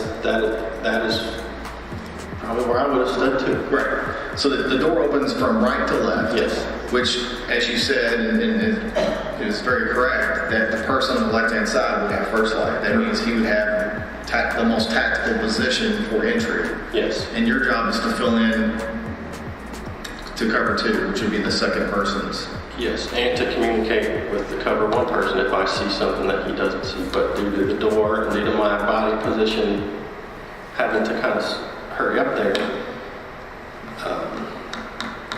So at that point, Sergeant Mattingly, who is cover one or his first light, yes. He begins to clear and then make entry into the apartment. What I meant by clear was clear his spaces, because it's kind of like about our tactics. Yes, so somebody John Mattingly enters the apartment. And again, due to my spacing and my kind of out of positioning that I was in, I'm not sure. I think I'm answering your question. So the first person goes in, and I immediately go in after this first. I want to say go in. I position my body to go in after this first person. So at that point, when Mattingly begins to make entry, you know, there's not immediate, but relatively immediately a threat. Correct. Yes. So kind of go over how you determined the threat. As far as, was it Mattingly's responses, his actions, whatever? So as I'm at the threshold of this doorway, I see these vivid lights, which I know are not natural, not normal, and should be happening. And I know that those are gunshots, or you know, that is a firearm being fired. And then within the same 1 second, there's a person, John, at my feet. That, I mean, it's quicker than I'm talking is how quick that happened. So at that point, John's shot. John had sustained a gunshot wound, and he has fallen. Is he sitting on his butt, or I mean, I know you may not know the answer to some of these questions. Oh, I know that John is sideways, kind of. If that helps you. He's sideways, and I feel that I am standing on part of his ankle, or his hip, or his calf, or I'm standing on. I feel like I'm standing on something. You're making contact with his body, something. Yes, and about the time that I stopped feeling this contact is about the time that I stopped firing. But again, that happened in like 2 seconds. So from I know what this is the way these things occur. So John goes to make entry to the apartment. There's a threat. He perceives it. He's shot. He fires. And is it? And I can't answer for you. I want you to tell me. Do you perceive it in the same? I mean, I don't want to say milliseconds, but in just a very short period of time, and you guys are almost firing at the same time, or is it?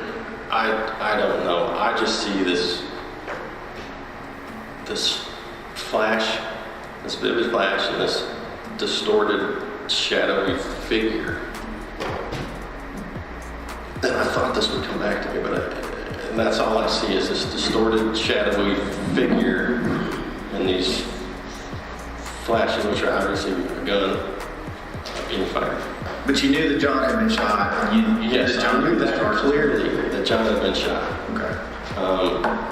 So the figure's is it in the figure is in the apartment in front of me. Now, I'm not, I assume I'm in the threshold of the door, so it would probably be in front of me. But then again, that is not. You've got 15 years on as law enforcement, and in your experience as law enforcement, what's one of the first things that you lose under a stressful situation? Fine motor skills, would you say? Everybody. I have experienced it a few times, but not to this severity.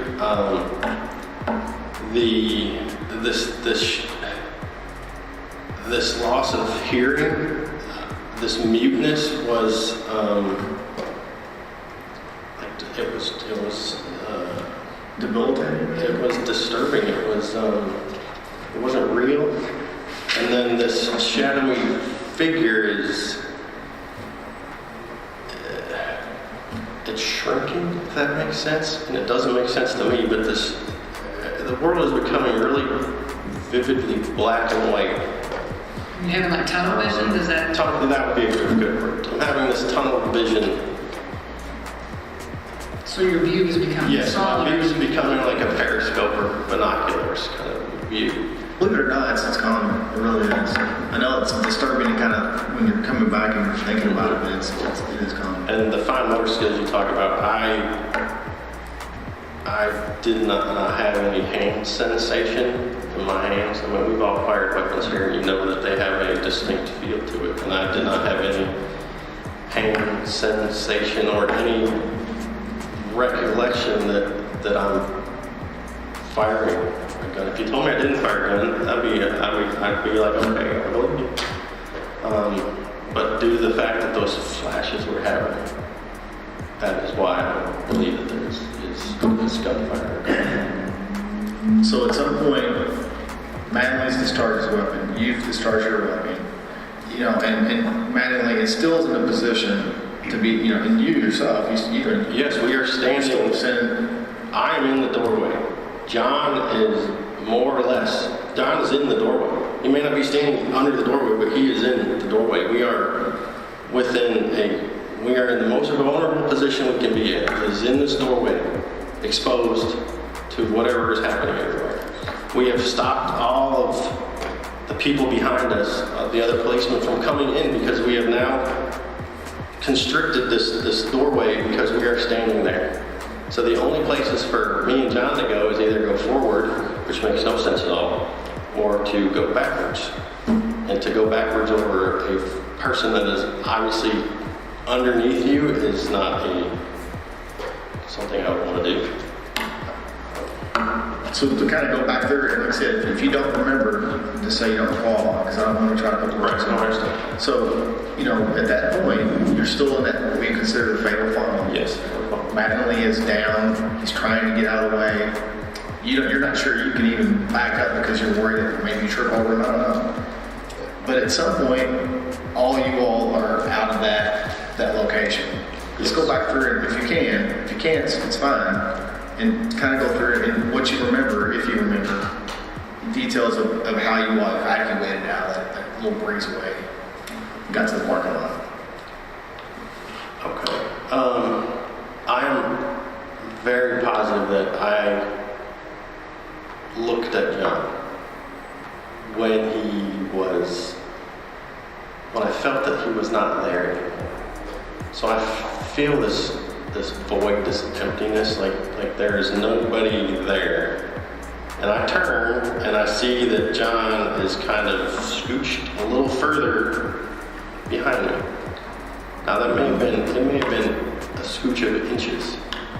And that's when I had an unconscious decision to move, because John is obviously in the right direction to go now. I really can't expand on that because it happened so quickly, but I sensed that it was time to go. And so, go.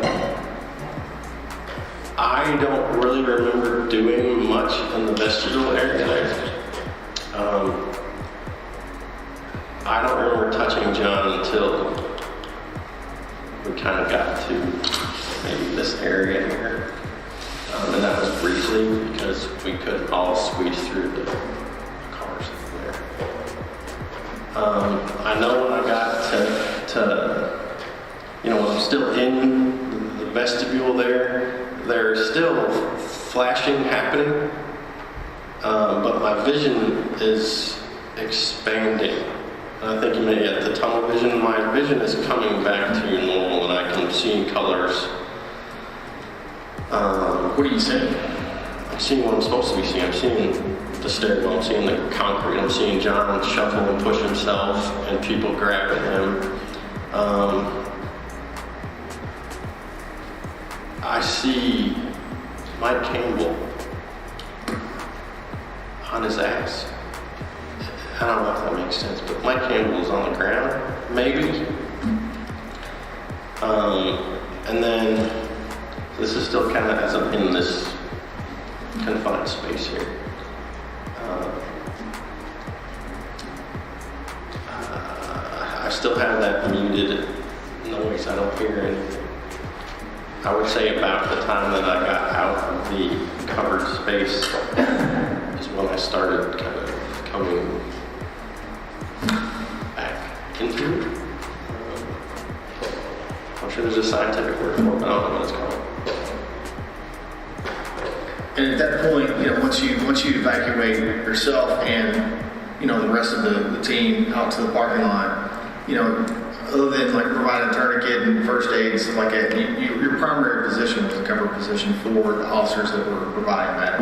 Yes, I would say so. There was people that you gotta find a job.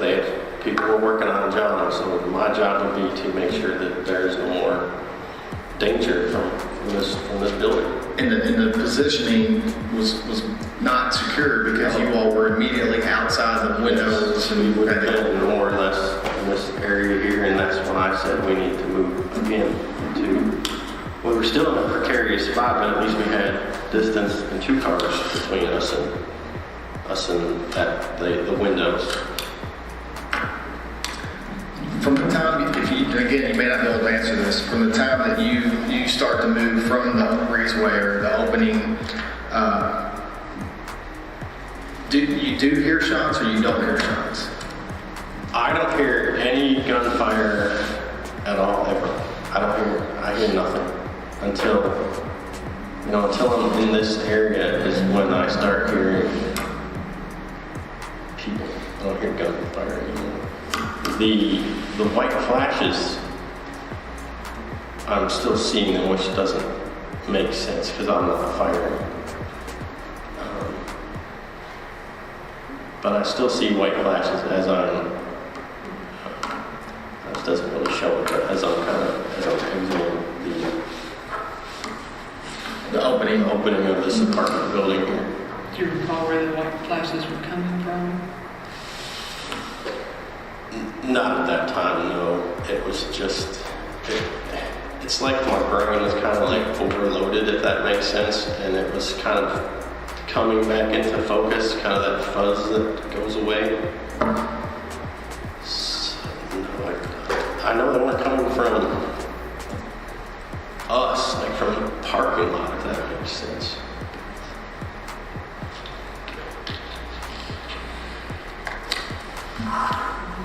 To your knowledge, was the scene altered in any way? Did you guys have to, what I meant by this, did you guys have to manipulate anything that you would consider evidence? Oh, no, I never went back. Well, even the exterior, like we would consider the whole thing. No, some things would have gotten kicked around, obviously, but nothing was disturbed or picked up or thrown away or that I didn't do anything. And as you stated, you stayed on scene until SWAT secured the location. Yes, and then probably until Steve showed up 20 minutes, 15 minutes later, so. Or longer, my time was kind of disturbed for that and stuff. Are there any questions we have not asked you or any other information you have that may be beneficial to this case? I don't think so, no. Is there anything you want to state for the record before we end? Is everything you told me the truth to the best of your knowledge? Yes, ma'am, please. I just have one question, not about that you can cover this adequately, but just to make sure that it's clear. At the time you were in that doorway with Mattingly, did you have any question in your mind for the girl's lives or danger? Absolutely not. I knew for a fact that we were in danger of being killed or seriously injured. That's all the questions I have. Conclude. Time is 15 minutes. Any questions? Yes. Very beginning it says it was soft something. What is that? Soft target. Yeah. I think when they're using it, they didn't believe that there was a danger there. It was going to be a relatively. I believe in their terminology, what they're referring to as soft target, and they didn't anticipate any issues or any danger at that target. House. Yes, ma'am. Do you know the actual lineup at the door?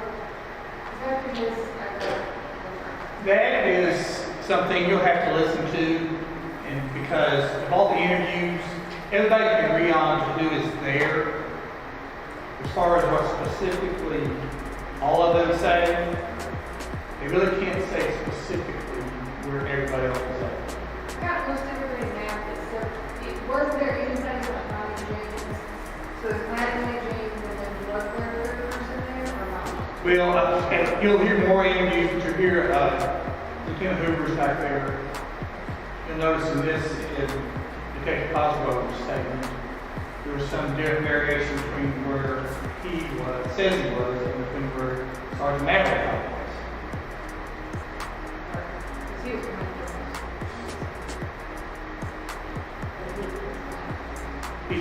He's Lieutenant Hoover, you will ever hear from him later, but he was part of that team that was the excellent surgeon.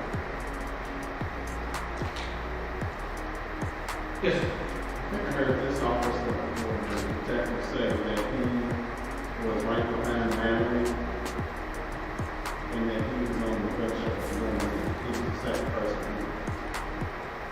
Well, I think if you first listen to what he said, he was kind of vague specifically, but then he can remember someone being down. Later on, he figures it's Sergeant Natalie.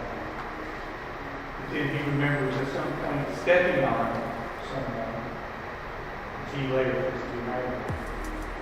So his account is somewhat vague. That's what I'm hearing you say.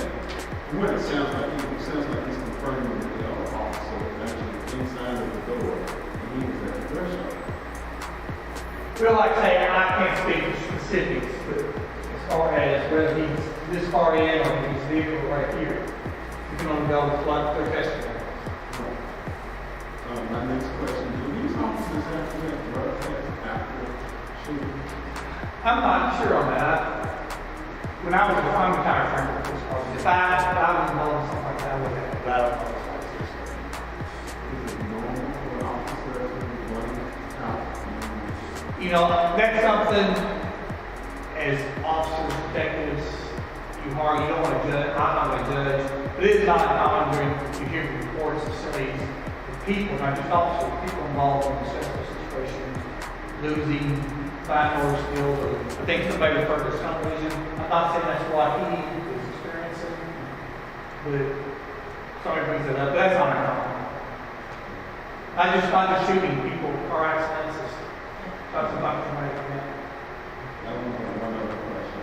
Police officer said that when we entered there, and it was pitch black. There was some lights. And then we started to see something. But other than that, there was no lights. That's kind of consistent, I think, but what we've heard so far.